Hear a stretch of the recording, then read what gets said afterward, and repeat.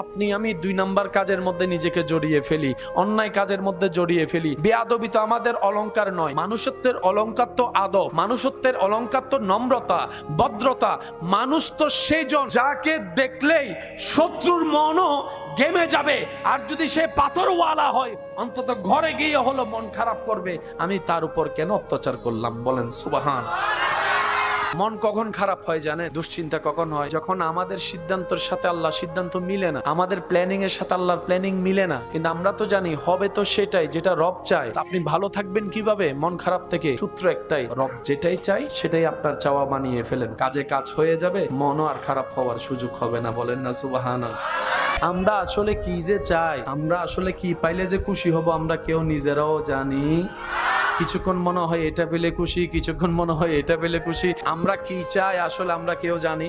আজকে যেটাতে খুশি, যেটা না পেলে দুঃখী, পাওয়ার পরে সেটা নিয়ে আর সুখী হয় না। অনেকে পছন্দ করে দুনিয়া সমাজ পরিবারের সাথে ঝগড়া করে, যুদ্ধ করে, বিয়ে করে 6 মাস পর বলে যে আর সংসার ভাল লাগে না। একটা আইফোনের জন্য মা বাবার সাথে ঝগড়া করে বাদ পর্যন্ত বন্ধ করে দিয়েছে। মা বাবা কষ্ট করে দাঁড় করে এই করে সে করে আইফোন কিনে নিছে, 6 মাস পর আইফোনটা সাইলেন্ট করে ফালাই রাখছে। কিছুক্ষণ মনে হয় অন্যরে ল্যাং মারিয়ান ফালাই দিলে খুশি। আমাদের আসলে চাওয়াইটা কি, আমরা সেটাই কখনো খোঁজার চেষ্টা করিনি। কখনো আমাদের গাড়ির দরকার, কখনো আমাদের মোবাইলের দরকার, কখনো বলি যে একটা জায়গা হলে মোটামুটি মাথা গুজার জন্য ছাদ হলে যথেষ্ট। যখন সেটা হয়ে যায় তখন বলে যে পাশের জায়গাটা আমার হলে মন্দ কি। এবার পাশের জায়গাটাও যখন আমাদের হয়ে যায় তখন বলে যে আমার ভাইয়ের তো তেমন ছেলে নাই, সবগুলা মেয়ে, সে জায়গা রেখে কি করবে, তারটাও একটু দখল করে নি। আবার মাঝখানে খোঁজ খবর নেয় কার দলিলে ভেজাল আছে, কার দলিলে জামিলা আছে, কার মামলা আছে, কার দখল নাই। এগুলা বের করে করে আবার সেগুলা দখল করার চেষ্টা করি। আবার সব অঘটন 2 নাম্বারই করার পরে যখন ইন্না লিল্লাহি ওয়া ইন্না ইলাইহি রাজিউন আমাদের খবর শুনে মানুষ পড়ে, তখন দেখা যায় দুনো হাত খালি। এমন একটা কাপড় পরাই দিছে যেখানে কোনো সিলাইও নাই, পকেটও নাই। আমরা মানুষে আসলে যে কি দরকার, কি চাই সেটা আমরা নিজেরাও জানি। আসলে আমাদের খুশি এগুলাতে নাই, আমাদের খুশি এক জায়গায়। রব খুশি, আমরা খুশি। রব খুশি, সৃষ্টি খুশি। রহমান খুশি, বান্দা খুশি। রবে খুশি রাখাই বান্দার কাজ, এছাড়া আর কোনো কাজ। রব আপনার তকদিরে লিখে রেখেছেন সেই স্ত্রী যার বাড়ি হবে অমুক জায়গায়, আর আপনি এখানে একজনের ডিস্টার্ব করে করে পাগল করে ফেলতেছেন। লাগছেনি ফেস? আল্লাহ আপনার রিজিকের ব্যবস্থা রেখেছেন অমুক জায়গার দোকানে, আপনি আমি বিশার জন্য পাগল হয়ে যাচ্ছি বাইরে, মিলে না। সেজন্য আমরা জানবো কিভাবে, বুঝবো কিভাবে, সেটা হচ্ছে রবের রহমতের উপর ছেড়ে দিতে হবে। আল্লাহ আমার জন্য যেটা ভালো হয় তুমি আমাকে সেটা দান করো, সেটা আসা পর্যন্ত আমাকে ধৈর্য ধারণ করার তৌফিক দান করো। আপনাকে যেতে হবে না, আপনার রবই আপনাকে সেই জায়গা পর্যন্ত পৌঁছাই দিবে যেখানে জন্য আপনার জন্য কল্যাণ বরাদ্দ করা হয়েছে। বলেন না সুবহানাল্লাহ। সত্যি করে বলেন, সবাই কি ব্যবসা করে সফল হতে পেরেছে? সবাই কি বিদেশ করে সফল হতে পেরেছে? সবাই কি চাকরি করে সফল হতে পেরেছে? না, আপনার কাজ কোথায় সেটাকে বের করতে হবে, আর সেটা জানে কে? আপনাকে খুঁজতে হবে। যখন আপনার রবের বরাদ্দটা আপনার সাথে খুঁজতে গিয়ে যখন গাঁটে গাঁট পড়বে, আপনার দিল আল্লাহ সেখানে বসাই দিবে। কোন নামাজি মানুষ যদি নামাজের উপর অহংকার করে কোন অন্য মানুষকে নামাজ না পড়ার কারণে অপমান করে, আল্লাহ তাআলা সেই নামাজের নামাজও ক্যান্সেল করে দিবে। রব বলে আমার বান্দা নামাজ পড়লো কি পড়লো না হিসাব আমি এনা নিব। আমার কোন বান্দা ভালো করলো না খারাপ করলো, মিসকাল যাররা হিসাবটা আমি আহকামুল হাকিমিন এনা নিব। তুই কেন নিতে গেলি? তুই কেন জিজ্ঞেস করতে গেলি? তুই কেন অপমান করতে গেলি? আমি রব সেটা পছন্দ করি না। কোন নামাজিও যদি কোন অপরাধী মানুষকে অহংকার করে, হিংসা করে, ছোট করায়, অপমান করে, আল্লাহ সেই ইবাদতের ইবাদত পর্যন্ত ক্যান্সেল করে দেয়। কারণ আল্লাহ পাক বলে কোন বান্দা কোন বান্দাকে কষ্ট দেওয়ার জন্য পাঠাই নাই। কারণ পৃথিবীতে কারো মালিকানা আমি দিই নাই। আমি আল্লাহ সবাইকে মেহমান বানিয়ে পাঠিয়েছি। গোলাম বনে আসো, হাসরের রাজত্ব আমি আল্লাহ তোমাকে দান করব, ইজ্জত দান করব। সুবহানাল্লাহ। আল্লাহ তার জিহ্বা তো শত্রু, দুজনকে এক জায়গায় রাখলেন কেন? রব বলে যে আমি বুঝে শুনে রেখেছি। আল্লাহ পাক বলে তোমার এতগুলা কঠিন শক্ত দাঁতের ভিতর থেকে তুমি যে এরকম 24টা ঘন্টা কথা বলার ক্ষেত্রে নরম জিহ্বাকে সেভ করে রেখে কথা বলো, গোস্ত খাও, খাবার খাও, তুমিও কথা বলার সময় সেভাবে কথা বলিও যেন তোমার জিহ্বার কথার আঘাত দিয়ে আমার কোনো বান্দার অন্তরে আঘাত না লাগে। তোমার জিহ্বাটা যেন আমার কোনো বান্দার বেইজ্জতের কারণ না হয়। তোমার জিহ্বাটা যেন আমার বান্দা বান্দার কোনো গোপন খবরের প্রকাশকারী না হয়। মনে রাখবা, কে কি রকম সেটা আমি আল্লাহ জানি, কাকে কি করা দরকার বিচার আমি করব, বিচারের দায়িত্ব আমি আল্লাহ কোনো বান্দাকে দিই নাই, কোনো বান্দাকে দিই নাই। যখন তোমার অন্যজনের দোষ অন্বেষণ করার জন্য মন চাইবে, তখন আয়নায় নিজের চেহারার দিকে তাকিয়ে বলবা, পৃথিবীতে আমার মতো পাপী আর কেউ নেই। দেখবা তোমার আর অন্যের বদনাম করতে ইচ্ছা করবে না। বলেন না সুবহানাল্লাহ। আত্মমর্যাদা, আত্মসম্মান আর অহংকার এক জিনিস নয়। ইসলাম বলে আত্মসম্মানও থাকতে হবে, অহংকারও করা যাবে না। ও ইসলাম, দুইটাকে সমন্বয় আমি কিভাবে করব? বলে যে তুমি অহংকার কখন করবা? যখন তোমার মনে হবে এগুলা আমার, এগুলা আমার, এগুলা আমার, তখন তোমার নিজের ভিতর অহংকার আসবে। তাই তুমি একটা কাজ করবা, যখনই তোমার কেউ প্রশংসা করবে, তখনই তুমি বলবা, আমি ছোট মানুষ, আমার কিচ্ছু নেই, সব আমার রব দান করেছেন, আমার রব আমাকে ভিক্ষা দিয়েছেন, আমার রব আমাকে ভিক্ষা দিয়েছেন, আমি মালিক হওয়ার যোগ্য নয়, কিন্তু রব দয়া করে আমাকে মালিকের চেয়ারে বসিয়েছেন, কিন্তু এটা আমার নয়, আমার রবের দান। তাহলে আপনি যখন আলহামদুলিল্লাহ বলা অভ্যাস করবেন, অহংকার অন্তরে জায়গা পাবে না। আবার অন্যদিকে আল্লাহর আরেকটা নিয়ামত আপনার জন্য বরাদ্দ হয়ে যাবে, লা ইন শাকারতুম লা আযীদান্নাকুম। অল্প পেয়ে শুকরিয়া যে করবে, আমি আল্লাহ ওয়াদা করলাম তার কল্পনার চাইতে তাকে আরো বাড়াই দিব, বাড়াই দিব, বাড়াই দিব। আমরা জান্নাতে যাওয়ার জন্য নামাজ পড়লাম 5 ওয়াক্ত, কিন্তু কোনো না কোনো জায়গায় না কোনো ভাবে অন্যের নামে গীবত করে, বদনাম করে সেই 5 ওয়াক্ত নামাজ শেষ করে দিয়েছি। ওয়াইলুল লিকুল্লি হুমাজাতিল লুমাজা। আমরা বুঝতে পারি নাই, আমরা জান্নাতে যাওয়ার জন্য হজ করে আসলাম, হজটা জমাইলাম, জান্নাতে যাওয়ার জন্য দাঁড়িপাল্লায় সেই সওয়াবটা তুলে দেওয়ার জন্য। হাসরে গিয়ে দেখলাম হজের কোনো অস্তিত্বই নেই, সওয়াবের কোনো অস্তিত্ব খুঁজে পেলাম না। ফেরেশতাকে জিজ্ঞেস করলাম, আমার এই হজটা গেল কই? আমার তো মনে আছে আমি হজ করেছি, আমি তাওয়াফ করেছি, আমি সাফা মারওয়া সাই করেছি, আমি আরাফাতে ছিলাম, মিনায় ছিলাম, মুজদালিফায় ছিলাম। ফেরেশতা বলে, তুমি করেছো ঠিকই, কিন্তু সওয়াবটা তুমি জমাই রাখে ধরে রাখতে পারোনি। আমি বললাম কিভাবে পারিনি? তখন ফেরেশতা বলে, তুমি অন্যের জায়গা দখল করে সেটা নষ্ট করে দিয়েছো, অন্যের নামে বদনাম করে সেটা নষ্ট করে দিয়েছো, অন্যের নামে পিন লাগাই তুমি নষ্ট করে দিয়েছো।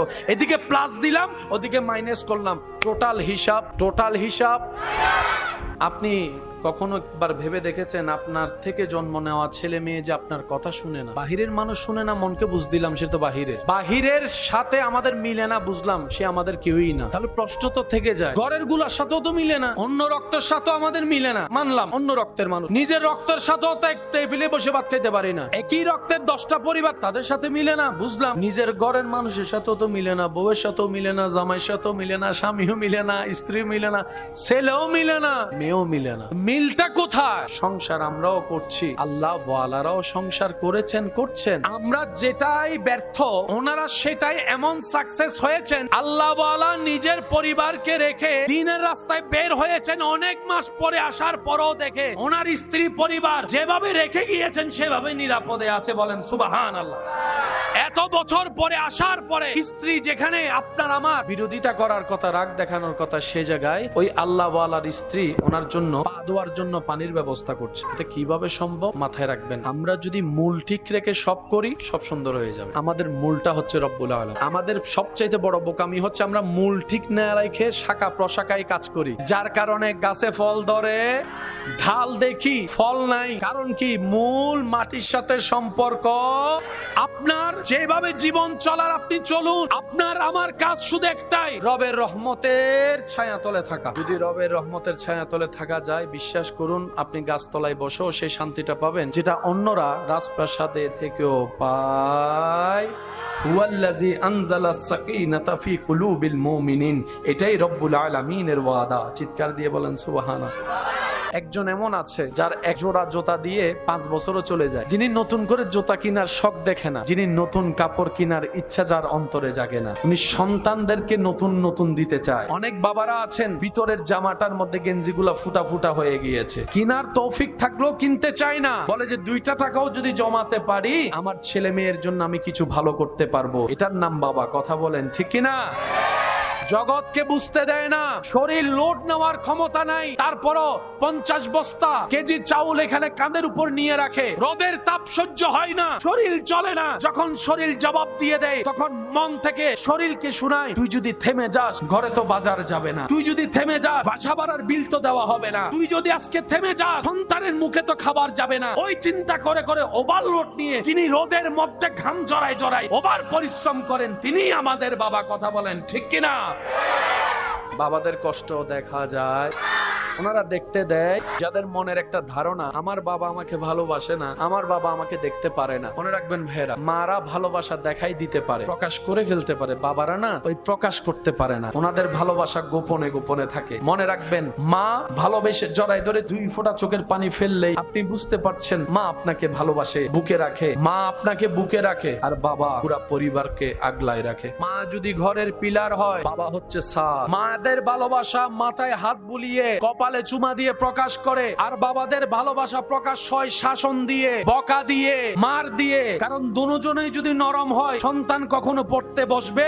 সেজন্য মা আদর দিয়ে আগলায় রাখে, বাবা শাসন দিয়ে সন্তানকে এলাকার মধ্যে, পরিবারের মধ্যে, পৃথিবীর মধ্যে টিকার ব্যবস্থা করে দেয়। মার আদরে সন্তান মাথার উপর উঠে পড়তে চাই না, বাবার শাসনে সেই সন্তান নাম শুনলে পড়তে বসে যায়।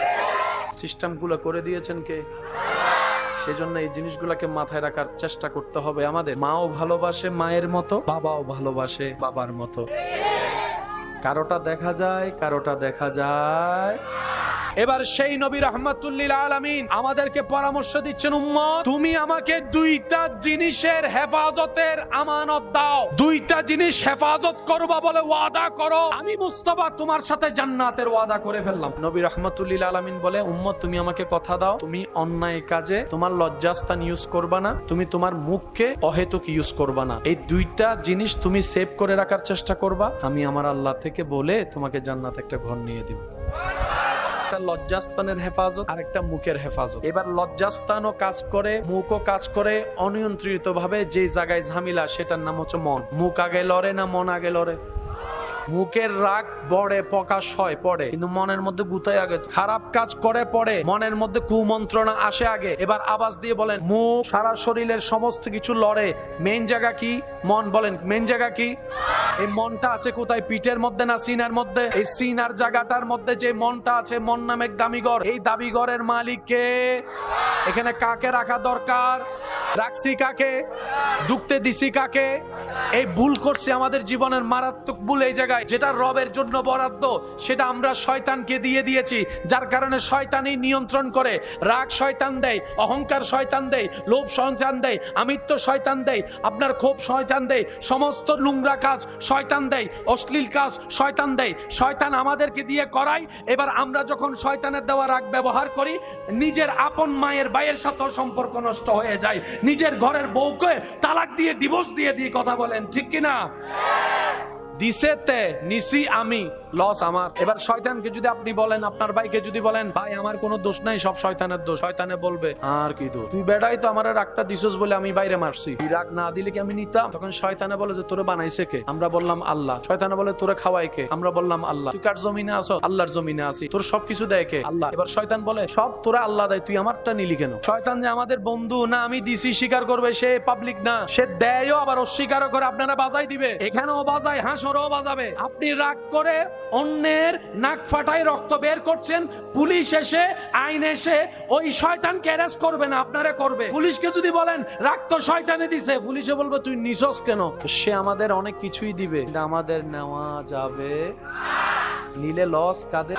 দুনিয়াতেও লস, আখিরাতেও লস, বাহিরেও লস, ভিতরেও লস। ঘরের বাহিরেও লস, ঘরের ভিতরেও লস। শরীরের বাহিরেও লস, শরীরের ভিতরেও লস। জন মানুষ দুনিয়াতে ভালোভাবে বেঁচে থাকার জন্য সারা শরীরের মধ্যে সবকিছুর দরকার আছে না নাই?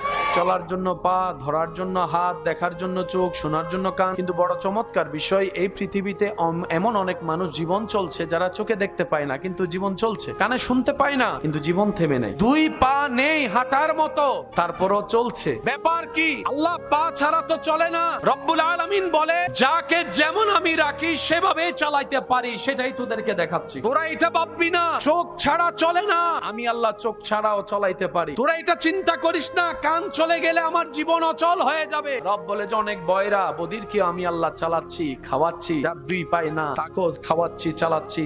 যার হাত নাই তাকেও খাওয়াচ্ছি, চালাচ্ছি। রব বলে, বান্দা এগুলা তোদেরকে আমি দেখাই কেন? যাতে তোরা আমি রবের উপর পরিপূর্ণ বিশ্বাস, তাওয়াক্কুল, ভরসা করার মতো করতে পারিস। আর যে বান্দা আমি রবের উপর তাওয়াক্কুল করবে, ধৈর্যের সাথে জীবন রাখবে, আমি আল্লাহ তার জন্য সমস্ত বন্ধ রাস্তাও খুলে দিব। চিৎকার দিয়ে বলেন সুবহানাল্লাহ। যেটা দিল থেকে আসা হয় সেটা দিলে গিয়ে লাগে, এটা কানের প্রয়োজন হয় না। সেজন্য বয়রা মানুষকেও কথা বোঝানো যায় ইশারা দিয়ে। আপনি আমি আওয়াজ দিয়ে শুনে বুঝি, কিন্তু কি চমৎকার একটা বিষয়, সুবহানাল্লাহ, এই পৃথিবীতে আল্লাহ তাআলা প্রত্যেকটা সৃষ্টিকে, মানুষকে বেঁচে থাকার মতো সমস্ত কোয়ালিটি দান করেই পাঠিয়ে দিয়েছেন। এবার বুঝার জন্য প্রশ্ন রাখা, চলার জন্য তো চোখ দরকার, চোখে দেখা দরকার। অনেক মানুষ তো আছে যারা দেখতে পায় না, কিন্তু দেখবেন ওনাদের চলা কিন্তু বন্ধ থাকে না, ওনারা ওনাদের নিয়মে চলে। কেমন যেন ওনাদের চলা দেখে আমরা নিজেরাই ব্যর্থ, ওনারা সেই পরিমাণ অভিজ্ঞতা নিয়ে চলাফেরা করতে পারে। কথা বলেন ঠিক কিনা? অন্ধ যারা, চোখে দেখে না, দুনিয়াবি আলো যাদের চোখ থেকে আড়াল, তারা এমন ভাবে চলে আমাদের চাইতে অনেক গুণ বেটার চলে। শুধু তা না, আমরা দেখে বলতে হয় উনি কে, শুনে বলতে হয় উনি কে। অন্ধ ব্যক্তিদের আল্লাহ এমন পাওয়ার দিয়েছেন, পাশ দিয়ে হেঁটে গেলে শরীরের গন্ধ শুনলেও বলতে পারে কার নাম কি, সেটাও যদি চিনা হয় বলে দিতে পারে। বান্দার যখন কোনো কিছু দুনিয়াবি লিখিনস হয়, আল্লাহ তাআলা তখন তাকে অন্যভাবে ভরপুর করে দেয়। অর্থাৎ সে বান্দা যেন কারো থেকে কোনো অংশে কম না থাকে। মুহাব্বতের আওয়াজে বলেন সুবহানাল্লাহ। বয়রা যারা কানে সরাসরি আওয়াজ শুনতে পারে, কিন্তু ওনার সামনে যখন আপনি কথা বলবেন উনি আপনার লিপসিন দেখে কথা বুঝে নেয়। যারা কানে শুনে না, জীবন তো তাদেরও চলা লাগবে, কথা তো শুনতে হবে, কিন্তু শোনার ক্ষমতা, ক্যাপাসিটি ওনার নেই। কিন্তু রব্বুল আলামিন এমন কিছু আইকিউ পাওয়ার ওনাদেরকে দান করেন, ওনারা মানুষের লিপসিন দেখলেই বুঝতে পারে, হাতের ইশারা দেখলেই বুঝতে পারে, মুভমেন্ট দেখলেই বুঝতে পারে কি করতে চাচ্ছে, কি বলতে চাচ্ছে। আল্লাহ তাআলা পৃথিবীতে কাউকে অযোগ্য করে পাঠাই নাই, সবাই আপন আপন জায়গায় যোগ্যতার আসনে আসীন আছেন। বলেন সুবহানাল্লাহ। আপনার দৃষ্টিতে আমি অযোগ্য হতে পারি, আমার দৃষ্টিতে অন্যজন অযোগ্য, সেটাও সম্ভব, কিন্তু রব্বুল আলামিন কাউকে অযোগ্য বানায়। এক একজন এক এক বিষয়ে মাহের, এক একজন এক এক বিষয়ে শ্রেষ্ঠ। আজকের তারিখে 5 বছর 10 বছর আগেও কারো না কারো বিপদ, সমস্যা, অভাব, জামিলা, কষ্ট ছিল। তখন মনে হয়েছে কেমনে পার হব। আল্লাহ আপনাকে এমন ভাবে পার করছে, এখন 2025 সালের আজকের তারিখে আপনি চলে আসছে। তা বান্দার কাজটা কি? আমার রব যেমন চায়, আমার রব যেভাবে চায়, আমার রব্বুল আলামিন যেটা দিয়ে খুশি হবে, আমি বান্দা সেটা পেয়ে খুশি হয়ে যাব। বলেন না সুবহানাল্লাহ। এটা হচ্ছে বান্দার কাজ। কেন? মা বাবার সাথে দ্বিমত হলে বুঝাই শুনে মানিয়ে নেওয়া, সিদ্ধান্ত পরিবর্তন করা যায়। স্বামী স্ত্রীর ভিতর যদি মিলমিশ নাও হয় কথায়, একটু কম্প্রোমাইজ করে সিদ্ধান্ত পরিবর্তন করার সুযোগ আছে। কিন্তু রব্বুল আলামিনের সিদ্ধান্ত, কলম যেটা পড়েছে বাস পড়েছে। আপনি মামলা করেন, আন্দোলন করেন, এই করেন, সেই করেন, কোনো সুযোগ। এই হিংসা হচ্ছে আমাদের সমাজের সবচাইতে মহারোগের একটা রোগ। যত মামলা আছে 99% মামলার পিছনে হয়তো রাগ পাবেন, না হয় হিংসা পাবেন। বেশিরভাগ খুনের পিছনে হয়তো রাগ নয়তো হিংসা, বেশিরভাগ কুফরি কাজের মধ্যে হয়তো রাগ নয়তো হিংসা। সমস্ত জামিলার প্রধান দুইটা, হয়তো রাগ না হয় হিংসা। এই দুইটা কি আমাদের সমাজকে ভালো রাখছে, পরিবার ভালো রাখছে? আজকে দুই ভাই এক জায়গায় বসে ভাত খেতে পারে না, হয়তো রাগের কারণে না হয় হিংসার কারণে। আজকে একই বংশের একই রক্তের দুই পরিবার এক জায়গায় একজন আরেকজনকে দেখতে পারে, বিয়ের অনুষ্ঠানও দাওয়াত দেয়, হয়তো খেয়াল করে দেখবেন রাগ আছে না হয় হিংসা আছে। এই দুইটা জিনিস, হিংসা, অহংকার, রাগ আসে কার থেকে? ফেরেশতা থেকে না শয়তান থেকে? শয়তানকে আমাদেরকে উপরের দিকে দেয় নাকি নিচের দিকে নেয়? জান্নাতে নেয় না জাহান্নামে নেয়? তাহলে আমরা আমাদেরকে বাঁচানোর জন্য শয়তানের প্রোডাক্টকে ক্যান্সেল করতে হবে, কিন্তু শয়তানের প্রোডাক্ট ক্যান্সেল করার মতো রাস্তা তো কোনো কিছু আমাদের নাই। সেজন্য রব্বুল আলামিন কত সুন্দর সিস্টেম করে দিয়েছেন, দেখেন সুবহানাল্লাহ। শয়তানকে বের করব কিভাবে? রব বলে যে তুই পারবি না, আল্লাহ আমি যাবো কিভাবে? রব বলে যে তুই চেষ্টা কর, চেষ্টা কর, চেষ্টা কর। আর এদিকে একটা কাজ কর, আল্লাহ কি করব? রব বলে যে তুই বল আউযু বিল্লাহি মিনাশ শাইতানির রাজিম। সফলতার হাজারটা মাধ্যম আছে, তবে সবচাইতে উত্তম মাধ্যমের একটা মাধ্যম হচ্ছে মুখ। বান্দা উত্তর দিয়ে দিলে রব উত্তর দেয় না, আপনি চুপ থাকলে আপনার পক্ষ হয়ে রবের পক্ষ থেকে ফেরেশতা এসে উত্তর দিবে। আমরা সব সময় উত্তর দিয়ে জিততে চাই, সেজন্য বারবার হেরে যায়। আমরা বারবার উত্তর দিয়ে অন্যকে হারিয়ে নিজে উপরে থাকতে চাই, যার কারণে আপনার আমার অবস্থান এমন সময় হয় মানুষের পায়ের তলায় চলে যায়। কিন্তু যারা রবের জন্য নিজেকে সবর ধরে, মুখ বন্ধ রাখে, উত্তর দেওয়ার ক্ষমতা থাকার পরে উত্তর দেয় না, কাউকে লাঞ্ছিত করে না, নিজের ইজ্জতের চাইতে অন্যের ইজ্জতকে বেশি হেফাজত করে, সম্মান দেয়, আল্লাহ তাআলা ওয়া তুইজ্জু মান তাশাওয়ালা, তাকে এমন এমন জায়গা থেকে সম্মানের ব্যবস্থা করে দেয়, সেই বান্দা পেতেই থাকে আর অবাক হতেই থাকে। বলেন সুবহানাল্লাহ। আমরা হিংসা থেকে বাঁচবো কিভাবে, অহংকার থেকে বাঁচবো কিভাবে, এই শিক্ষারও দরকার আছে কি নাই, কাগুলা জানার জন্য আল্লাহ তাআলা আমাদেরকে যে সেক্টর রেখেছেন এটা হচ্ছে ওয়াকুনু মাআস সাদিকিন, আল্লাহর প্রিয় বান্দাদের সোহবতে বসা। সবচেয়ে বড় গুনাহ কি বললাম? বদনাম করা, গীবত। আচ্ছা, এটা করি আমরা কি দিয়ে? এখন আমরা চাইলে কিন্তু মুখ কন্ট্রোল করতে পারি, কিন্তু আমরা এত অনকন্ট্রোল হয়ে গেছে, মুখ এখন আমাদের কন্ট্রোল থাকে না, কথা শুনেই না, কথা বলেন ঠিক না? তো সেজন্য আল্লাহ তাআলা আমাদেরকে একটা সিস্টেম দিয়েছেন, আমরা খেয়াল করি নাই। আওয়াজ দিয়ে বলুন, কথা বলে কি দিয়ে? মুখে দিয়ে কথা বলার জন্য জিহ্বার দরকার আছে না নাই? দাঁতের দরকার আছে না নাই? জিহ্বা কি শক্ত না নরম? দাঁত কি নরম না শক্ত? দাঁতের সাথে জিহ্বার কি বন্ধুত্ব নাকি শত্রুতামি? কামড় খাইলে না বোঝা যায়, হালকা কামড় খাইলেও দেখবেন মেজাজ টং করে ধরে, তখন মনে হয় দাঁত ভাঙিয়ে ফেলি। কথা বলতে গুনাহ করি আমরা কি দিয়ে? কথা দিয়ে। কথা বলতে কি লাগে? জিহ্বা। আল্লাহ জিহ্বাটা রাখছেন কোথায়? আপনার প্রায় 30-32টা দাঁতের মাঝখানে আল্লাহ আপনাকে একটা জিহ্বা দিয়েছে। ছোটবেলার থেকে কেউ স্বপ্ন নিয়ে বড় হয়েছে যে আমি বড় হয়ে নালা পরিষ্কার করব। আমি কেন কথাটা বললাম? আমাদের সমাজে নালা পরিষ্কারকারীকে খুব ছোট চোখে দেখা হয়। ওনারা যদি সবাই 2 বছর আন্দোলন করে যে করবোই না, আপনি যাবেন কই? যারা ডাস্টবিন পরিষ্কার করে ওনাদের পাশেও কেউ যেতে চায় না, জড়িয়ে ধরা তো অনেক দূরের কথা। ওনারা যদি 2 মাস ডাস্টবিন পরিষ্কার করা বন্ধ করে, মানব বন্ধন আমরা করবো না, কি হবে অবস্থা? ছোটবেলার থেকে কেউ মুচি হওয়ার স্বপ্ন দেখে, কিন্তু মানব জীবনে চলার জন্য মুচির দরকার। আল্লাহ অহংকারকারীকে পছন্দ করে। অহংকার কাকে বলে? এক কথাই বুঝবেন, অন্যকে ছোট মনে হওয়া, সে জায়গায় নিজেকে দামি মনে হওয়া, এটার নাম অহংকার। অহংকারে কি লাভ আছে না লস আছে? তা আমরা যে অহংকারটাই বেশি করি, নিজের লসটাই করি, তো লাভটা কি হলো? লাভ তো কিছু হয়নি। করলাম, যদি বেনিফিট না পায় তাহলে আমি ব্যবসাটা করে লাভ কি? দোকানটা দিয়ে লাভ কি? পরিশ্রমটা করে লাভ কি? এতটুক বুঝ তো আমাদের আছে। মনে রাখবেন, অহংকার যেই করুক নিচের দিকে যাবেই যাবেই যাবে, শুকরিয়া যেই করুক উপরের দিকে যাবেই যাবেই যাবে। এটা একজনের জন্য না, এটা সবার জন্য নিয়মে কি। এখন আমরা কি নিচে যেতে চাই না উপরে? উপরে যাওয়ার সিঁড়ির নাম হচ্ছে শুকরিয়া, নিচে যাওয়ার সিঁড়ির নাম হচ্ছে অহংকার। কোনটা নেওয়া দরকার? শুকরিয়া কার দরবারে করব? কি বলে করব? তা আলহামদুলিল্লাহ কি রোগের ওষুধ? অহংকার যাওয়ার ওষুধ। এবার বলেন লাভ কোন দিকে, অহংকারে না শুকরিয়া? যাওয়া দরকার কোন দিকে? এতদিন গেছি কোন দিকে? যেটা সত্য সেটা বলি, এতদিন গেছি কোন দিকে? যার কারণে লস দুনিয়াতেও পাইছি, আখিরাতেও লস। আর আমরা লস চাই, আমরা লাভে থাকতে চাই। কথা বলেন ঠিক কি না? বান্দা যখন মন থেকে চেষ্টা করে, বান্দা যখন দিলের চাওয়াকে সাথে নিয়ে চেষ্টার সাথে সম্পৃক্ত থাকে, নিয়তের উপর অটল থাকে, হাজার কষ্টের মধ্যে ধৈর্য ধারণ করে টিকে থাকার চেষ্টা করে, রব্বুল আলামিন একদিন না একদিন তাকে মঞ্জিলে মকসুদ পর্যন্ত পৌঁছায় দেন। বলি সুবহানাল্লাহ। প্রত্যেকটা কিছুর একটা চাওয়া আছে এবং নির্দিষ্ট কাজ থাকে। টুপির কাজ কখনো ঘড়ি করতে পারবে, আবার ঘড়ি দ্বারা যে কাজটা হয় সেটা কখনো চশমা দ্বারা সম্ভব। এখন ঘড়িকে যদি চশমার জায়গায় লাগায়, চশমাকে যদি ঘড়ির জায়গায় লাগায়, জিনিসটা দেখতেও সুন্দর লাগবে না। প্রত্যেকটা কিছুর একটা নির্দিষ্ট লক্ষ্য আছে। পেটে যখন ক্ষুধা লাগে পেট কিন্তু সিগন্যাল দেয়, শরীর যখন ক্লান্ত হয় তখন শরীরে হায়ের মাধ্যমে সিগন্যাল দেয় যে তোমার এখন একটু আরাম করার দরকার। বলেন আরাম করার দরকার। শরীর যখন ওভার পরিশ্রমের দিকে চলে যায় তখন শরীরে ঘাম দিয়ে সিগন্যাল দেয়। পা যখন হাঁটার জন্য যদিও পা, কিন্তু সে পা যদি ওভার লোড হয়ে যায় হাঁটতে হাঁটতে, পায়ে কিন্তু ব্যথা দিয়ে সিগন্যাল দেয় এবার একটু আরাম কর, একটু রেস্ট নে। প্রত্যেকটা কিছুর একটা সিস্টেম। এবার বলেন, কোন প্রকার মেশিন ছাড়া সেই সিস্টেমগুলো সাজিয়ে দিয়েছেন মানবের কল্যাণে যিনি, সেই সত্তার নাম সবাই আওয়াজ দিয়ে বলুন তো তিনি কে? হ্যাঁ, তবে উম্মতে মুহাম্মদী যারা আমরা নবী রাহমাতুল্লিল আলামিনের উম্মত, আমাদের জন্য আল্লাহ এই ক্ষেত্রে একটা সুযোগ দিয়েছেন, অপশন দিয়েছেন। অন্য কোন নবী রাসূলের উম্মতের জন্য এই সুযোগটা তেমন ছিল। এই সুযোগটা, এই আইনটা, এই সংবিধানটা শুধু আমাদের জন্য পাশ হয়েছে।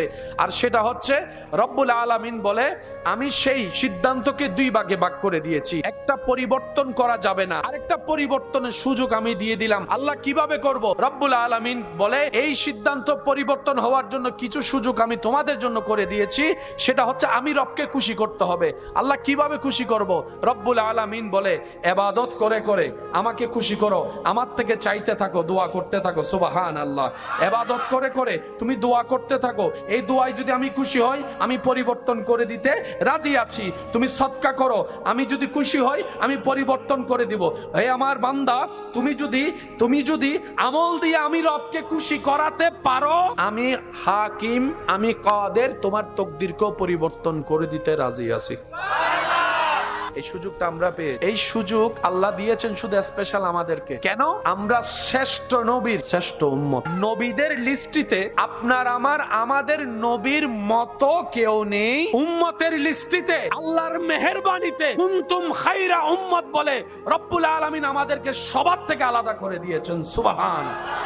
মখলুকাতের ভিতর আমরা আশরাফ, আমরা শ্রেষ্ঠ, আবার এদিকে উম্মতের ভিতরও আমরা শ্রেষ্ঠ। কিন্তু আফসোস আমার জন্য, আমাদের জন্য, আমরা শ্রেষ্ঠত্বর মূল্যায়নও দিতে জানিনি, আমরা শ্রেষ্ঠত্বর আসন ধরে রাখতেও জানি না।